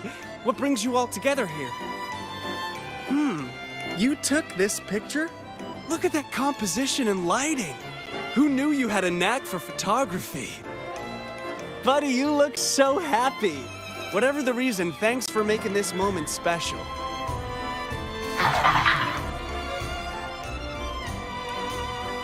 It's all thanks to Rover. She fulfilled Seamoss's wish. Just like us, Seamoss wants to savor every moment of the Carnival and leave with no regrets.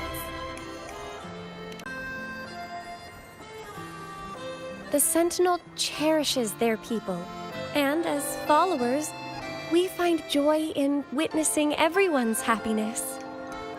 But we have our duties, ensuring order during the Carnival. I'm sorry, I can't join in the festivities. I wish you a wonderful time at the Carnival.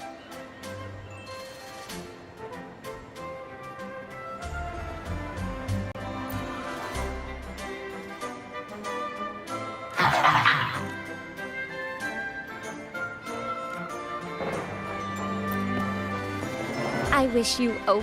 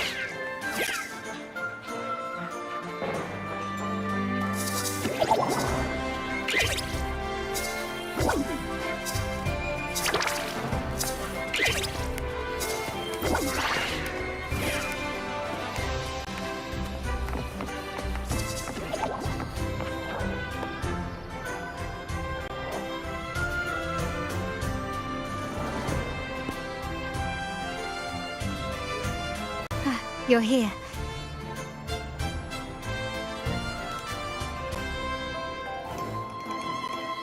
For the Raganazi, the Carnival has always been an occasion to revel with abandon.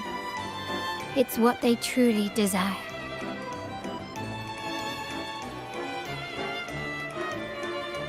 The family is prepared. They'll support our plan should the need arise. We must remain vigilant. The Fraxidus may be lurking, observing our every move. It's nearly time. The troops should be arriving at the harbor shortly. How do you feel? Ready to step into the spotlight?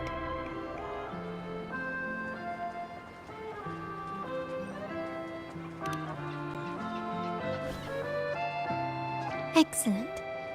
We have the skills. Now it's all about improvisation.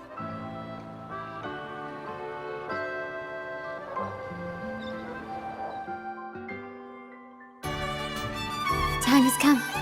Let's go. Let's celebrate together.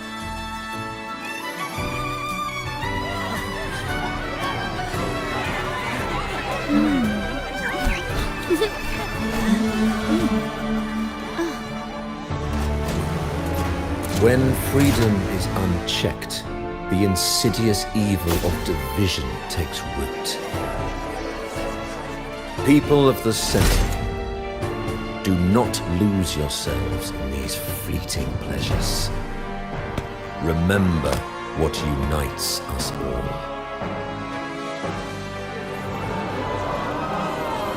What is that?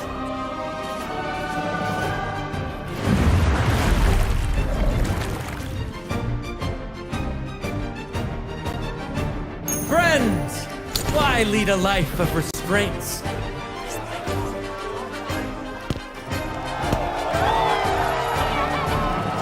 Why not live like there's no tomorrow?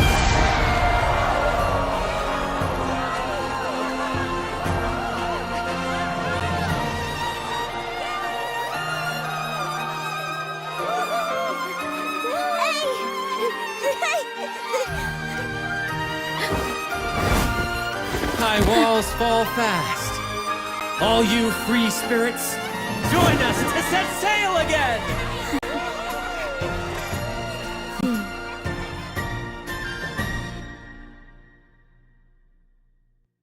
That woman, she's with the Fraxidus. I need to follow her and find out what she's planning.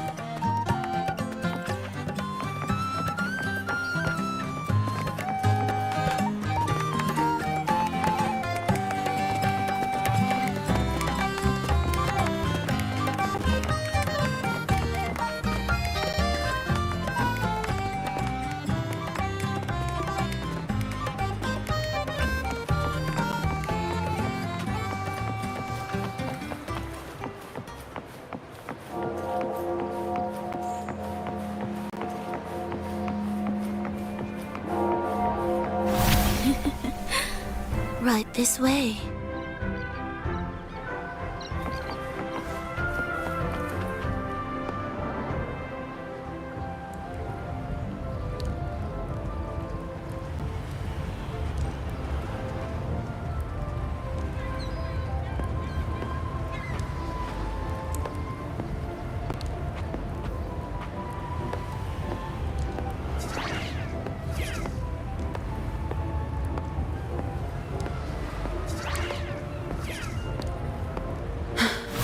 I've lost her again. Where is she trying to lead me?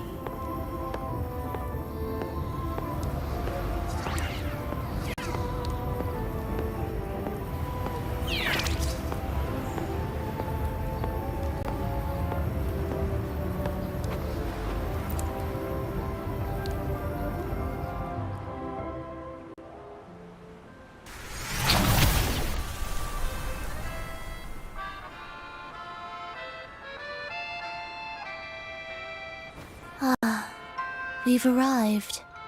Such a small world, isn't it?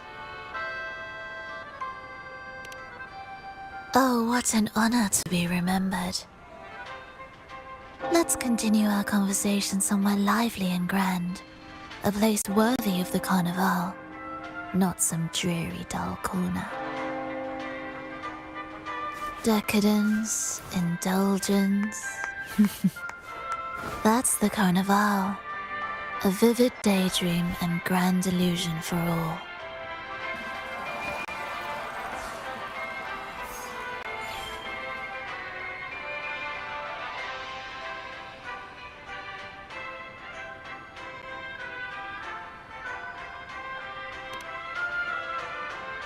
No need to worry. I won't disrupt their little daydream. Besides, we still have business to do here.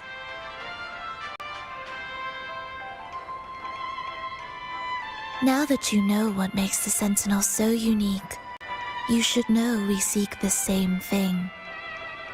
That extraordinary resonator. How about I share a little story with you? A gesture of goodwill for our cooperation.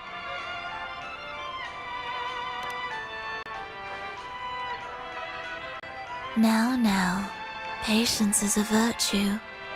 A story is best enjoyed with a captivating performance, and this stage is perfectly set for it. We're simply spreading the truth through a tale. I'm certain it will pique your interest.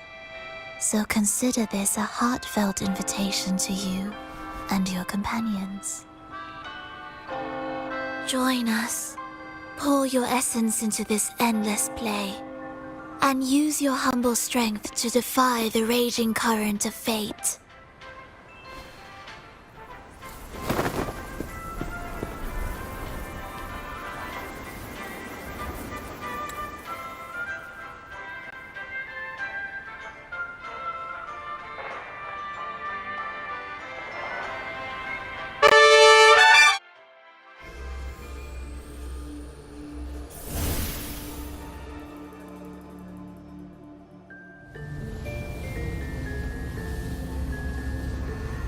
The stage is set, and the curtain rises. Actors, the moment to dazzle has arrived.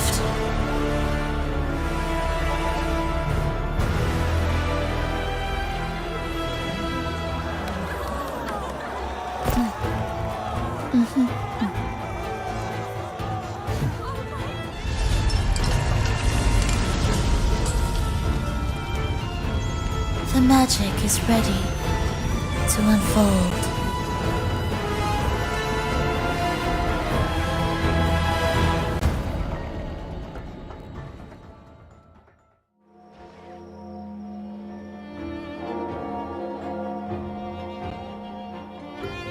As anticipated, the Praxidus is on the move. Now, remember the rehearsal we did yesterday? All our preparations have led to this very moment. She intends to use those Lycoruses to summon and control the Tacit Discords. If we destroy the Lycoruses, we can neutralize them.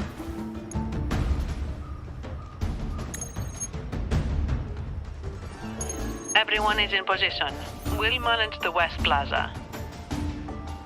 DB is stationed at the East Plaza, keeping an eye on things. The main stage is all yours for the grand performance.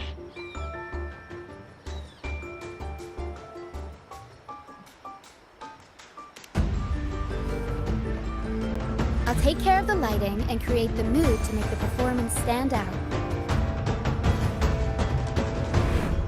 Leave that to me. Ready? The spotlight will be on you two.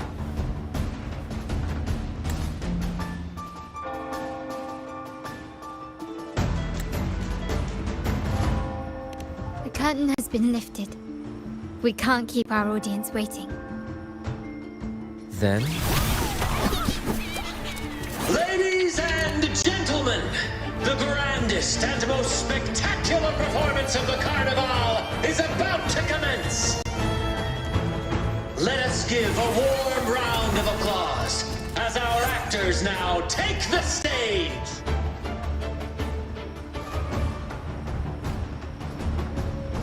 An unending darkness cloaks the kingdom as monstrous beasts ravage the land. The Holy Maiden has been captured by the Demon King, and chaos descends. But lo, two valiant heroes step forth, accepting the minister's quest, vowing to vanquish the beasts and rescue the Holy Maiden.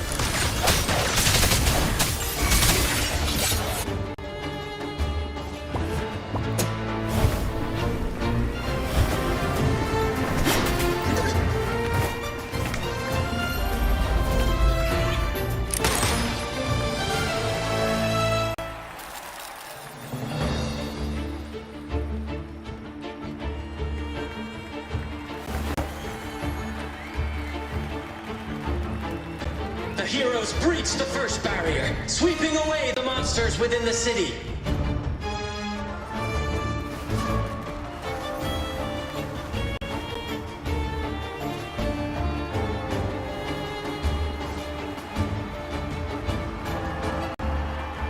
Now, they advance toward the Demon King's castle, where peril awaits at every corner. What trials lie ahead?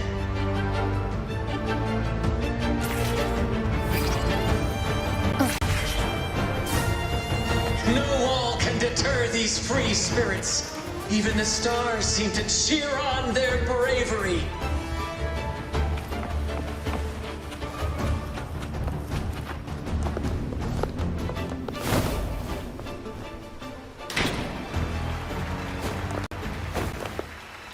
Exercise caution.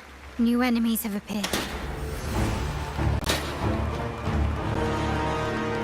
The Demon King unleashes its minions, long awaiting these audacious intruders.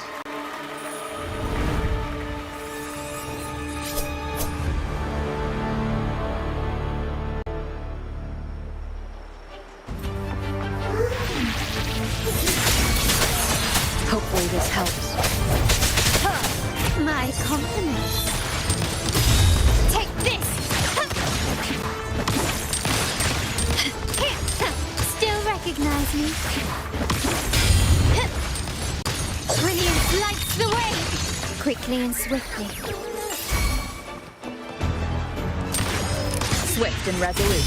I sense your weakness. Hopefully this helps.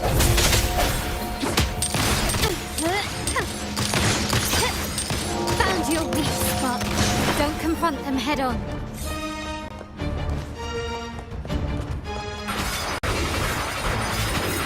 You've crossed the wrong person.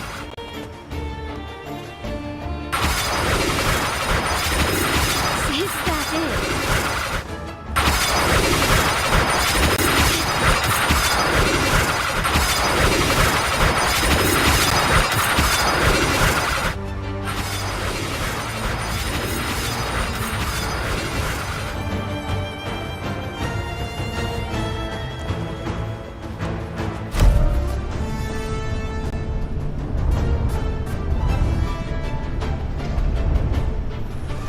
A fierce assault, intent on crushing the heroes and grinding them to dust. Astro My compliments. Hopefully this helps. You will yield. Surrender.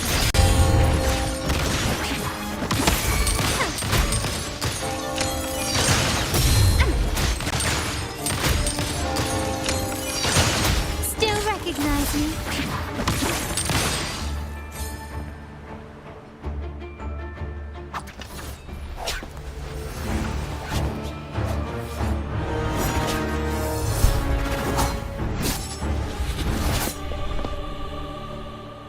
Watch out!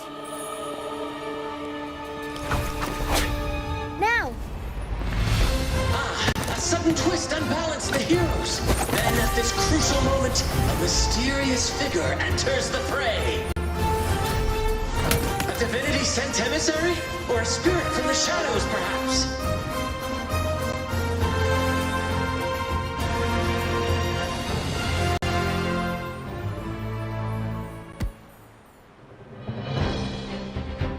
She seems moved by their passion and righteousness. See her join the heroes' ranks.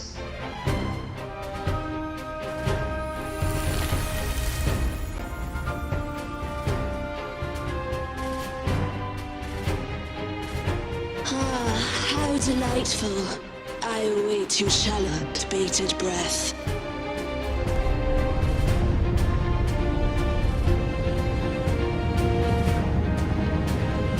It seems the Demon King anticipated the hero's arrival and has gladly extended an invitation.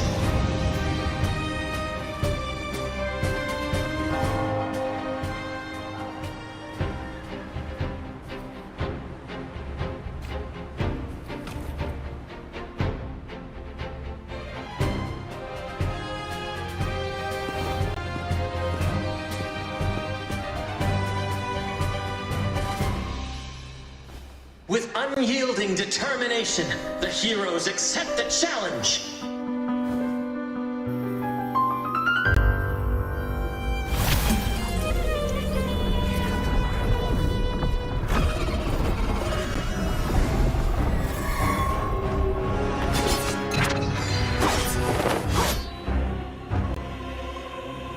The Demon King reveals itself at last.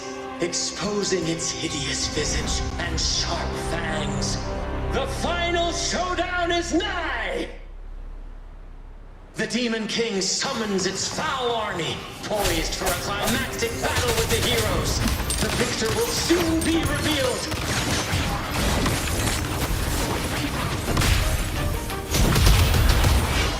Mamma mia! I'll warm up the crowd.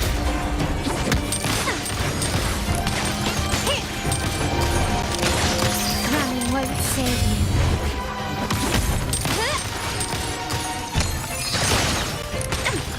Brilliant lights the way! Amidst the clashing swords and the cries of the minions, the heroes face the Demon King. Victory belongs to the righteous and the brave!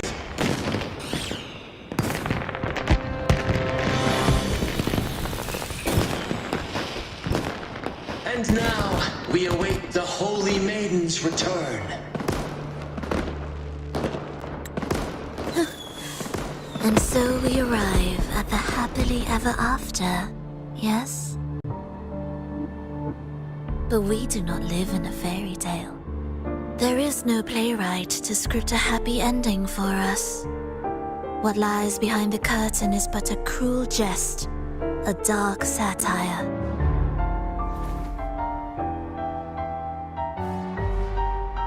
Let me reveal the truth behind that idyllic ending. The Holy Maiden has long succumbed to darkness, drawing power from a heretical force and leading her people into depravity. And the minister, having uncovered this truth, has vowed to root out this corruption himself.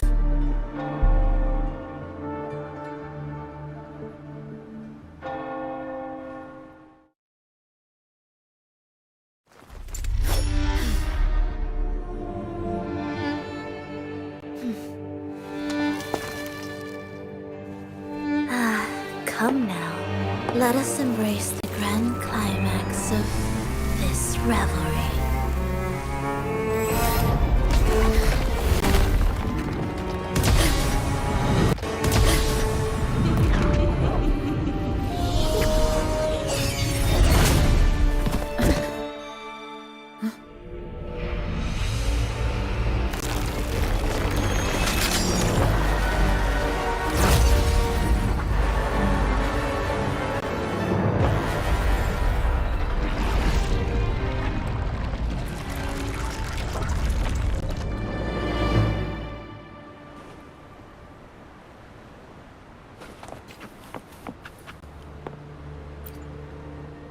Seems we've received another invitation. The final stage likely lies beyond this point. Are you prepared? Don't worry. Brant will manage everything within the city and make sure the performance proceeds smoothly as planned. Let us proceed to meet that Fraxidus Overseer and deliver a flawless performance for the Carnival.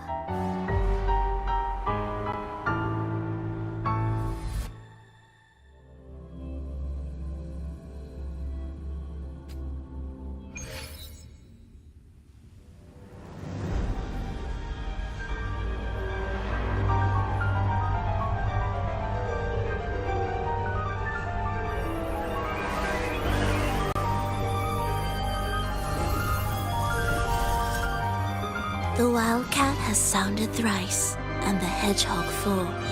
The peculiar bird sings. The moment is upon us. O benevolent sorceress of realms unknown, I summon you. Grant us the just prophecy, and may fate favor us all.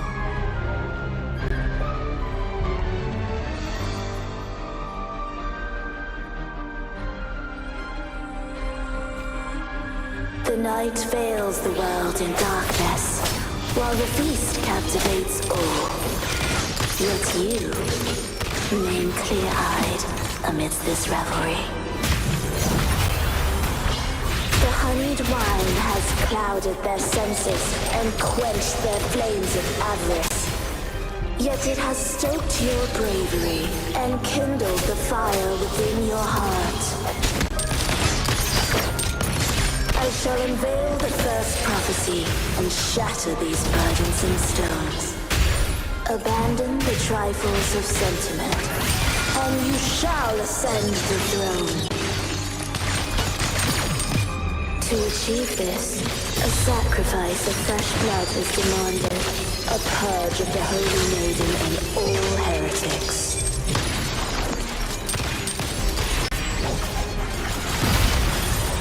My king, what halts your advance? You have already tainted your feet in the river of blood. There is no retreat.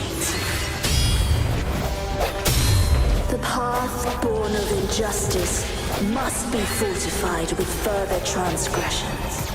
The soul must be steeled in bitterness.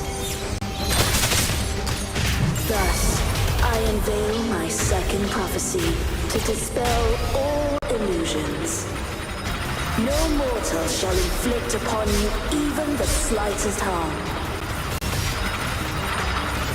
And assuredly, you shall find favor with your people.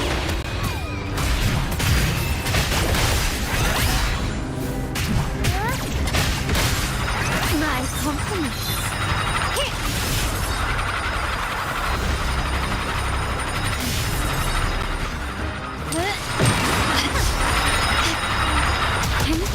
Surrender. Is that it? I'm still standing. Glory demands more.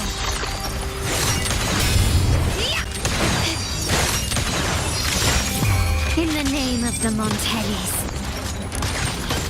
Still recognize me?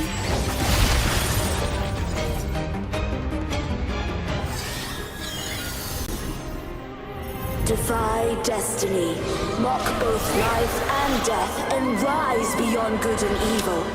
Abandon all doubt and grasp at unreachable hopes. Now, hear the third and final prophecy. Pleasure born violence shall end in violence.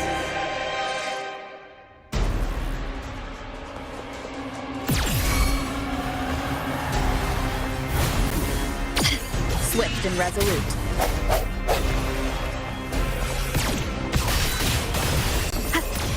I sense you're one with the sound.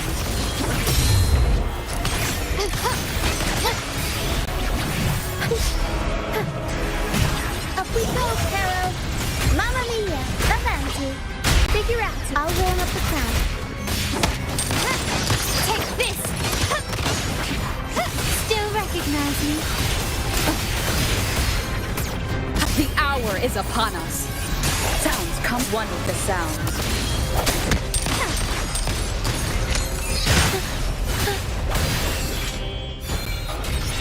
Tornado nuclear. Mamma mia. Improv performance.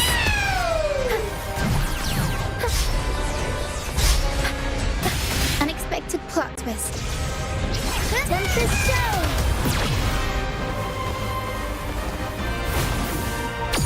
Mamma mia.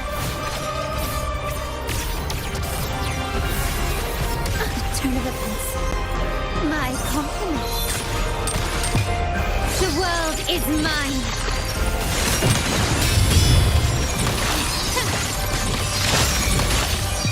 In the name of the Montellis. Still recognize me? Swift and resolute. No one with the sound. Moment of resonance. My compliments. Surrender. Such stubbornness.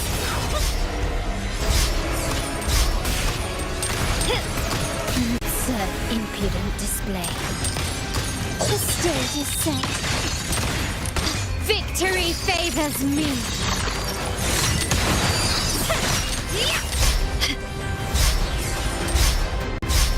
Can you keep up?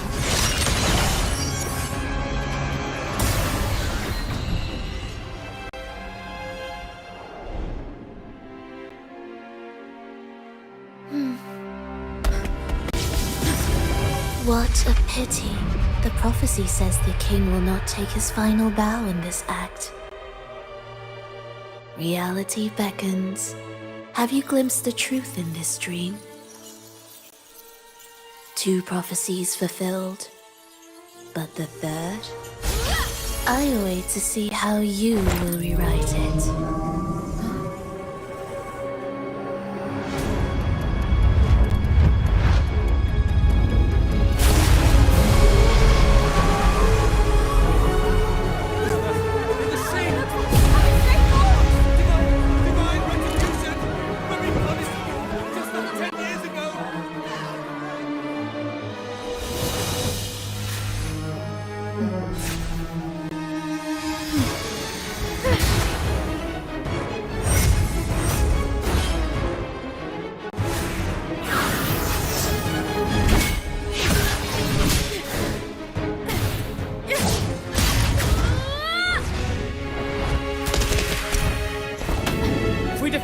We can set the Cetus free! We'll give this performance the perfect finale!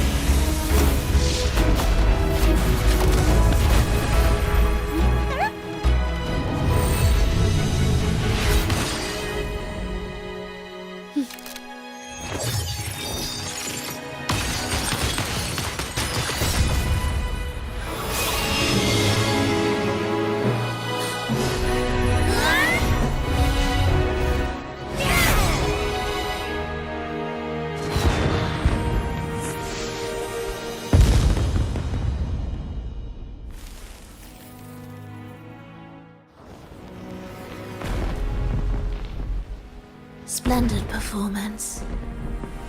It's almost time for the final bow, but the symphony between us has only just begun its overture.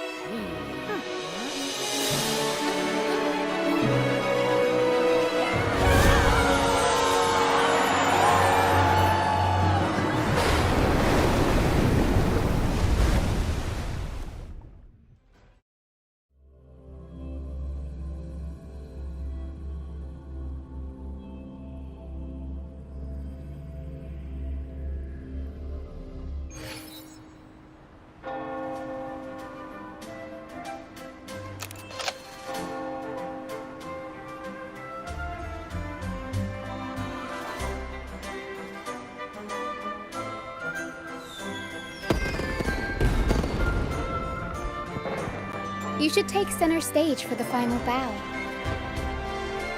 Hear that? The thunderous roar of applause. Ah, it has been far too long. This is the true essence of the Carnival.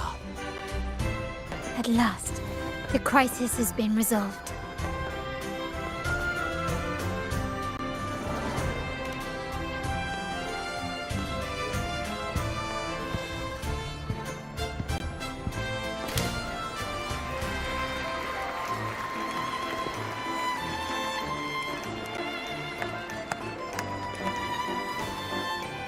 Lady Arbiter, I have heard thy call.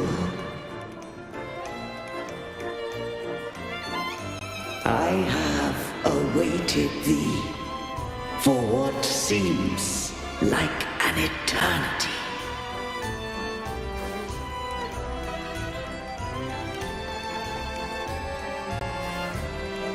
Lady Arbiter, I am ensnared.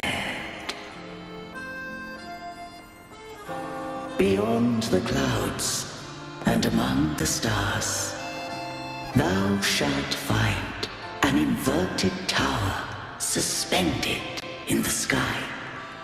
I am there, watching over Solaris from above. The lost doth wander briefly amongst thy kind. Seek her out. She too doth move within the fold.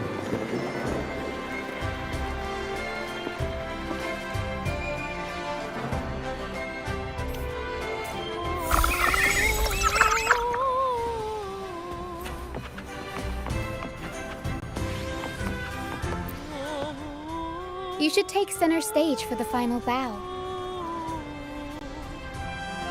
Hear that?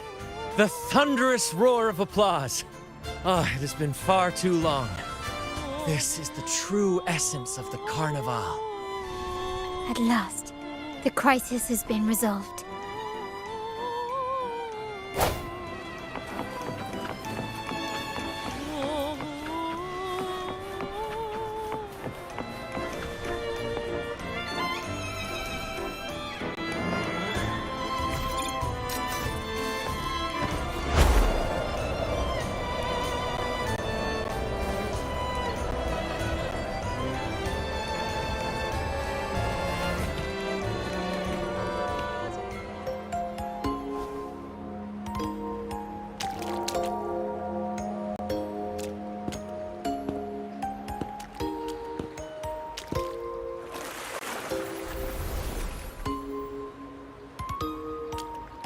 The next move is...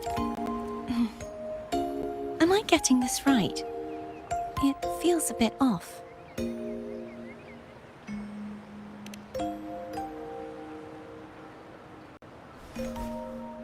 You are... No, never mind. Anyway, your performance was splendid.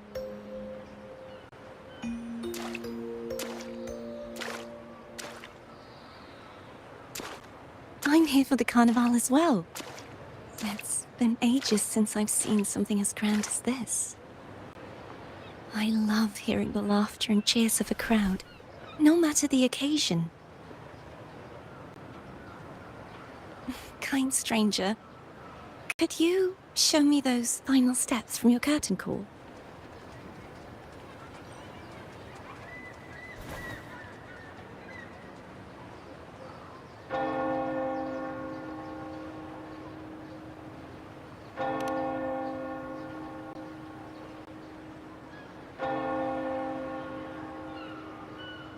I'm sorry, but I can't stay here any longer. I must return.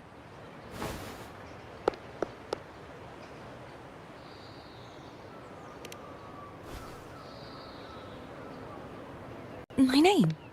It's...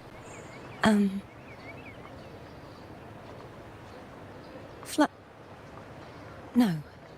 I'm Cartothea. Yes, that's right. Cartothea. Farewell, Laureate. I hope that someday I might stand on stage with your troupe. Are you all right? Some family members mentioned you were speaking to a wall. I'm worried you might still be under Frivola's spell.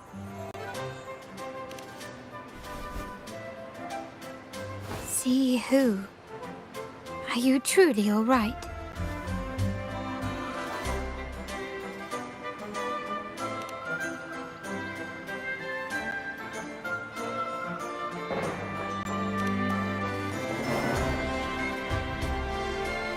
Cartothea. I'll make a note of it. If she was indeed here, she is likely still in Raguna. I will have my family start searching.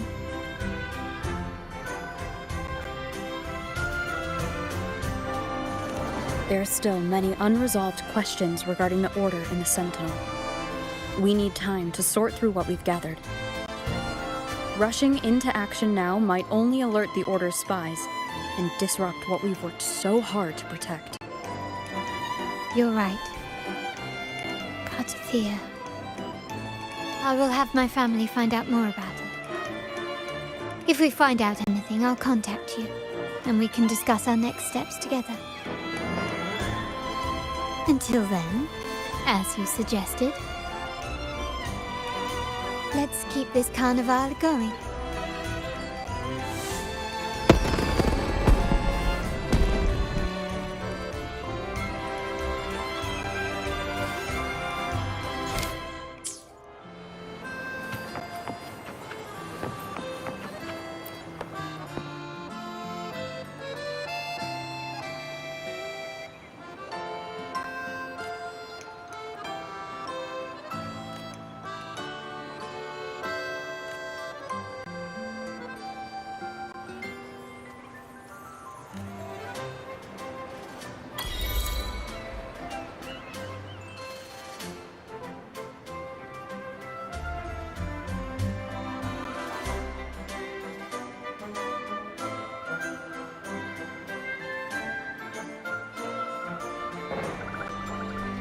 Were you awake, Rover?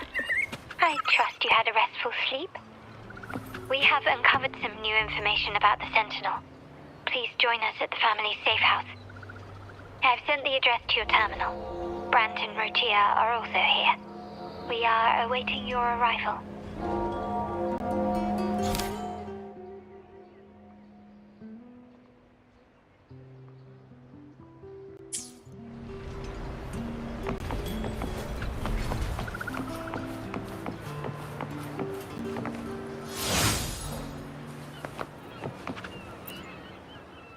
I wish you a wonderful time at the Carnival.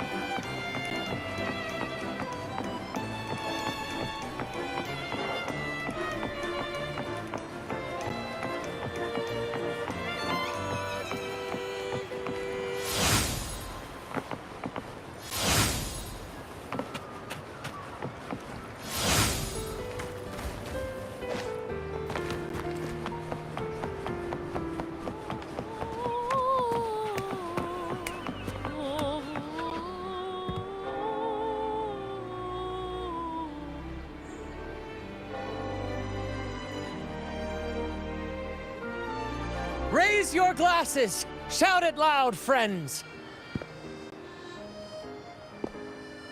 To us! To the Carnival! And to our very own laureate! A name that echoes through the world, destined to roam the skies before shaking the earth!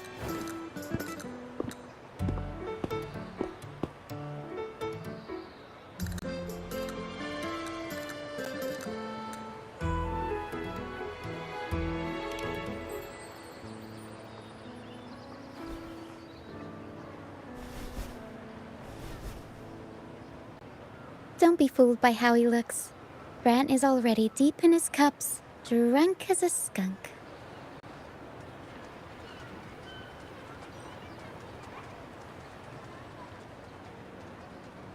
Oh, let him enjoy himself. The taste of victory is still fresh, and after such a battle, we should celebrate to the fullest. Drink your fill, everyone. This round's on me.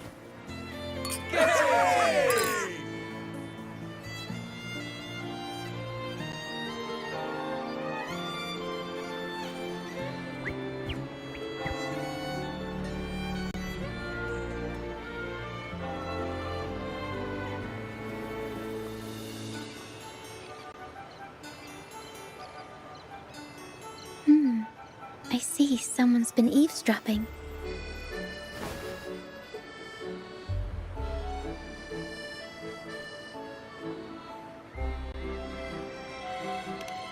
A devout acolyte wouldn't enter such a place without a good reason.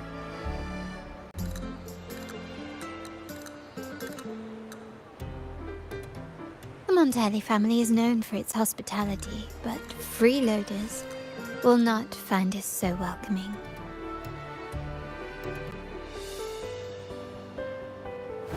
Friends, let's keep the mood lively.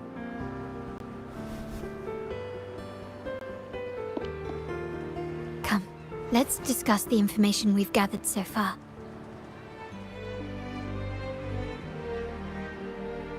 During the carnival, you heard the Sentinel's voice and found a girl named Cartathea. We've dug up some information on her. In the Order, every high-ranking acolyte is given a new name. We contacted the acolyte Phoebe. After some digging in the Order's records, she confirmed that before taking on her holy title, the Blessed Fleur-de-Lis was called Cartathea. But the Blessed Maiden, she martyred herself 20 years ago.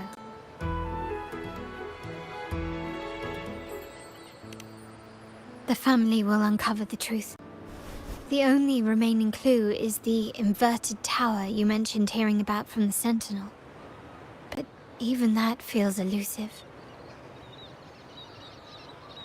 Judging by your expression, you must have discovered something new, right? Do you recall what we learned from the stained glass in the tower ruins? There were two divinities at the dawn of Rinascita. If one refers to the Sentinel, then the other, who could stand alongside them, might be the Threnodian. The two are undoubtedly linked, so uncovering one could lead us to the other. Remember Gilberto from the Physalia family? It took a lot to get him to talk, but we finally got some information from him. As he tells it, the Physalia family's long-revered deity is none other than Leviathan, the Threnodian from the sea's depths. It's hard to believe, I know. But recent events have only reinforced what we discovered from the stained glass. The Physalia family has been on this island since the founding of Rinascita, so their worship of the Threnodian may have persisted for centuries.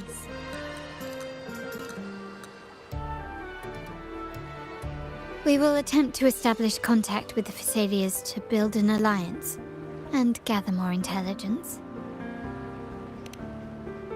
Rest assured, negotiation is what we do best. If necessary, we'll present them with an offer they can't refuse.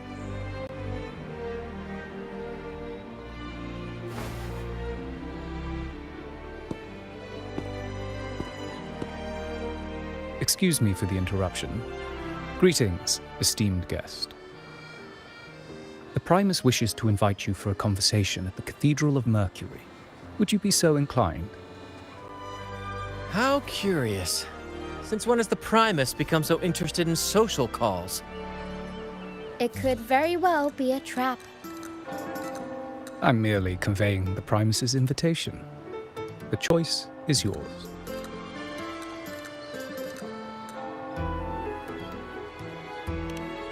Remember, you're not alone. If anything happens, just let us know. Very well. Please follow me to the Cathedral of Mercury.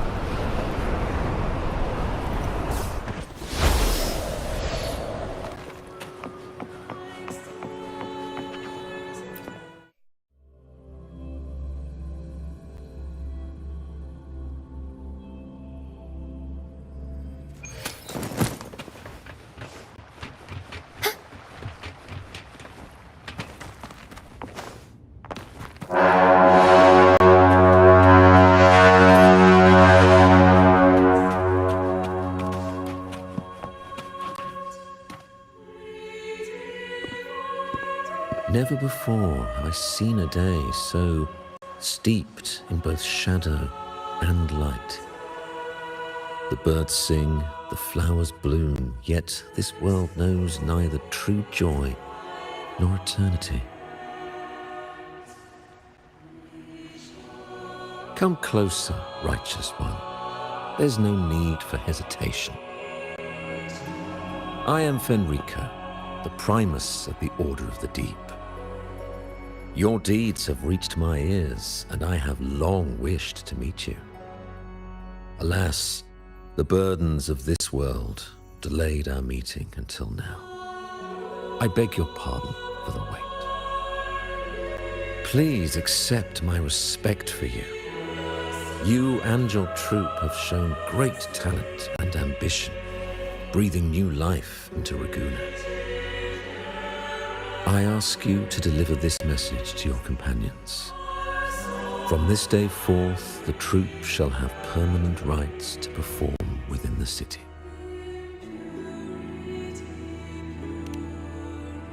All mortals stumble, but through pilgrimage, they have cleansed their souls and atoned for their transgressions. They have earned their right to return to this divinely blessed land. I understand that questions weigh on your heart. In the presence of a just divinity, speak freely, and I will answer with all the honesty I possess.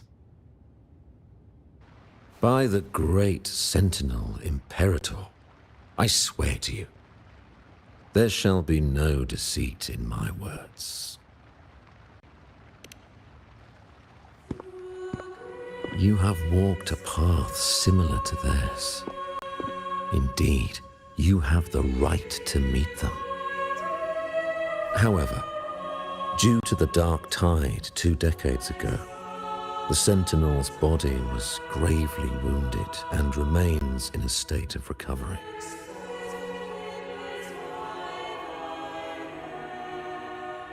If you wish to meet them, I will convey your request. I see the thirst for truth in your eyes. It is clear that doubts still linger in your heart. Please, voice your concerns. Fleur de Lis. She was the emissary of the Sentinel, and we are grateful for her contributions. 20 years ago, during the Dark Tide, she sacrificed herself to seal the calamity. She fulfilled her duties in this world and returned to the divine embrace.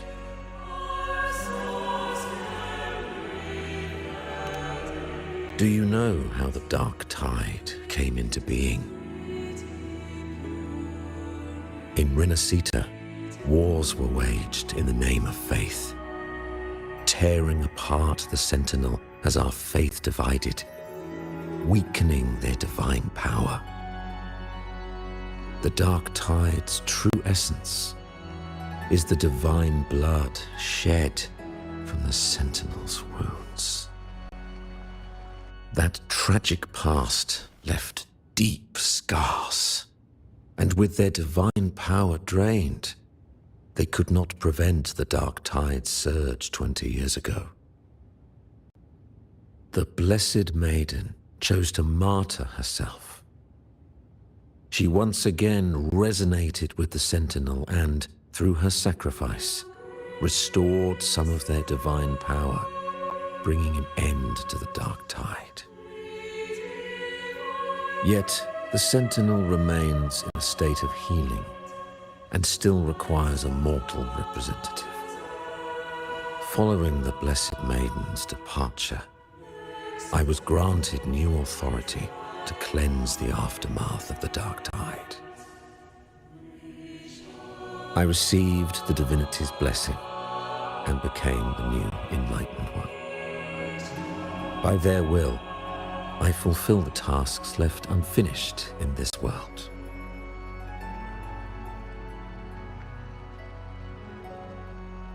Therefore, We must unify all beliefs, ensuring the purity and unity of our will to prevent another tragedy.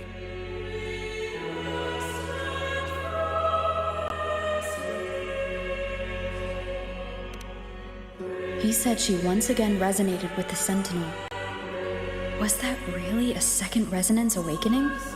Sentinel Jue had a trial with Jin Shi, but my permission was needed to transfer the Sentinel's power.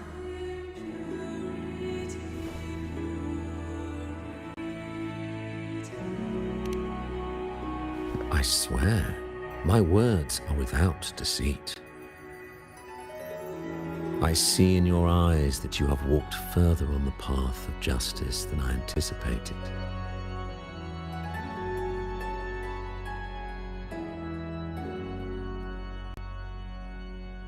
Oh, dear Sentinel, please forgive my transgressions. The dark tide brought us a blood-stained lesson. To keep our people from faltering, I bound myself to silence, locking away what I witnessed on that fateful day. Fleur-de-Lis, the unrighteous, deceived us all. She was not the blessed maiden chosen by the Sentinel. The true maiden has yet to reveal herself.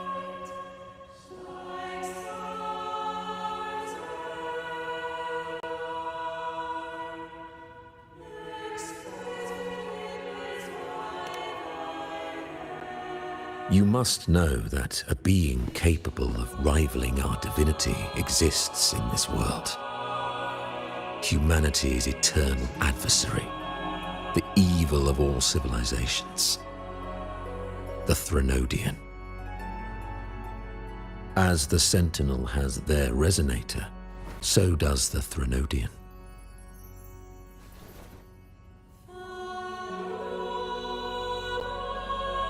Fleur-de-Lis was shaped, both body and spirit, by our ancient enemy. Her actions were intended to plunge this city into fear and chaos. This is the truth I witnessed. Fleur-de-Lis was the Threnodian's resonator.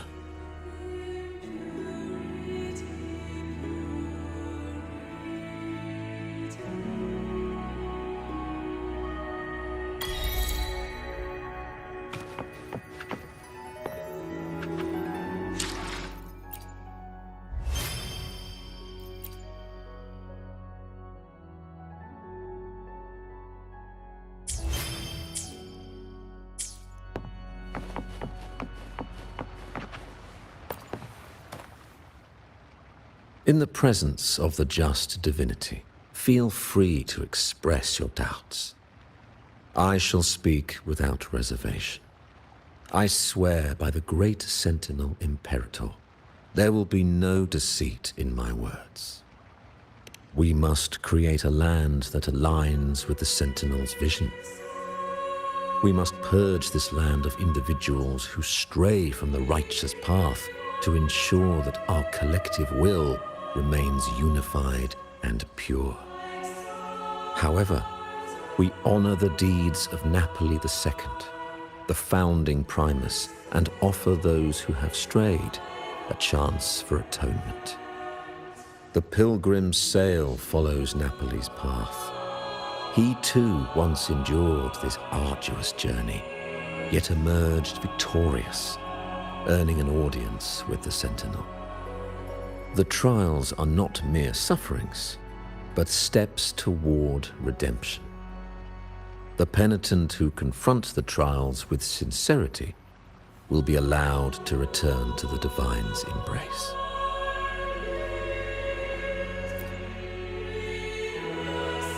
In the presence, I swear by the great Sentinel, unity is our shield, bound by the law of eternal continuity. Though we revel in the joy of the Carnival, we must also be vigilant. For division is a chronic disease plaguing this city. The growing indulgence among our citizens has already invited divine punishment. We, as stewards of divine will, must guide the people, erecting barriers of reason against the floods of passion. This is the only way to withstand the ever-changing tides.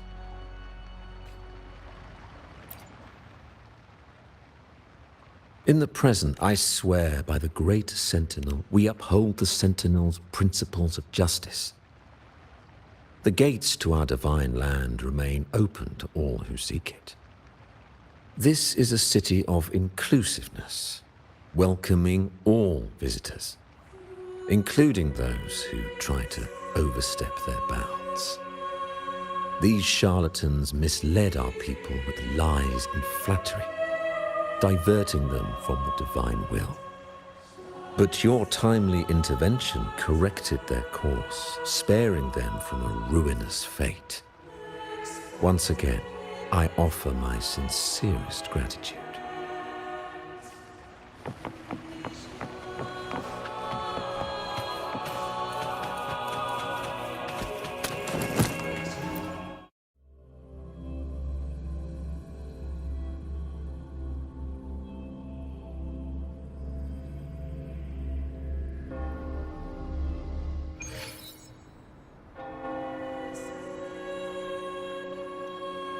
How can that be? That blessed maiden, could she really be the Threnodian's resonator? What if the Primus's words were a bunch of baloney? But we saw Cardathea following the Sentinel's instructions. They wouldn't mix up their own resonator, right? Now my head hurts. Who was she really with? The Sentinel or the Threnodian? Well, probably won't get any more answers from him. All the clues we've gathered so far point to the Threnodian. And the Phasalia family worships the Threnodian. We'll have to wait for Carlotta to arrange an audience with them. Something tells me this carnival is just the beginning. There's more ahead. I'm sure of it.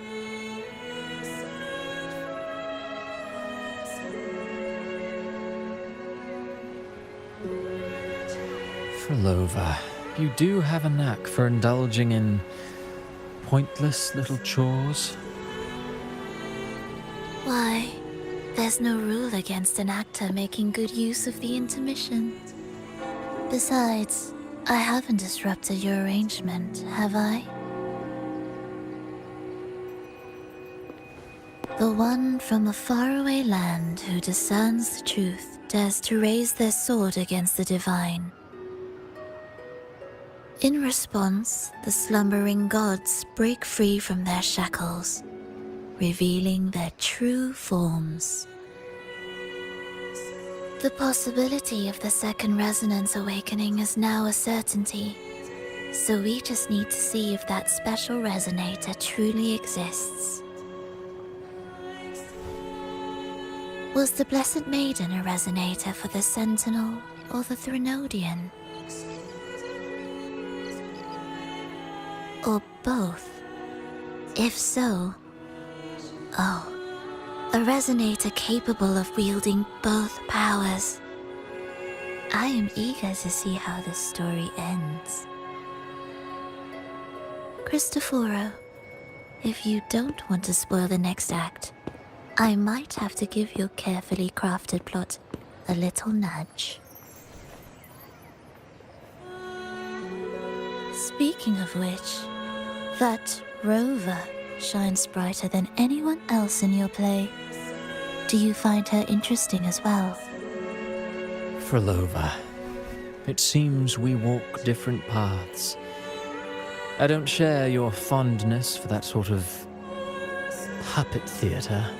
I merely place the characters on their stage and they act out their fates, driven by their own volition. To remain courageous amidst absurdity. To pursue a spark of divine grace. This, to me, is the truest essence of humanity. Don't you think? Even the most pristine cadence of death pales beside the untamed, fervent, and tenacious spirits of the living. In their journey, they resolutely overcome all obstacles. They pursue, they tear, they burn, simply because they desire to.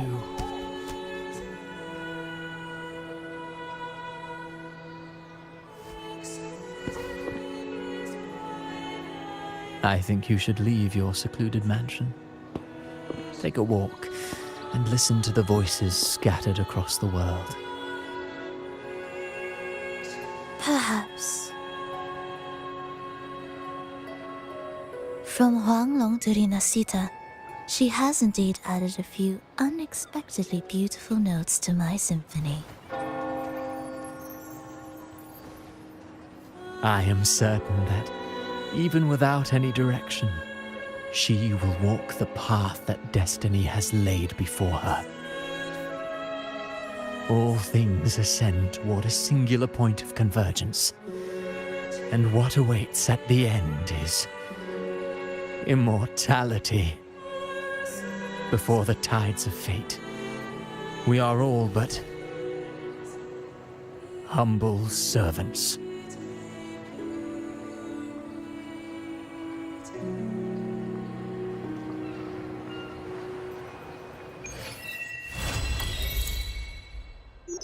Hello? Do you mind dropping by the Strand when you have time?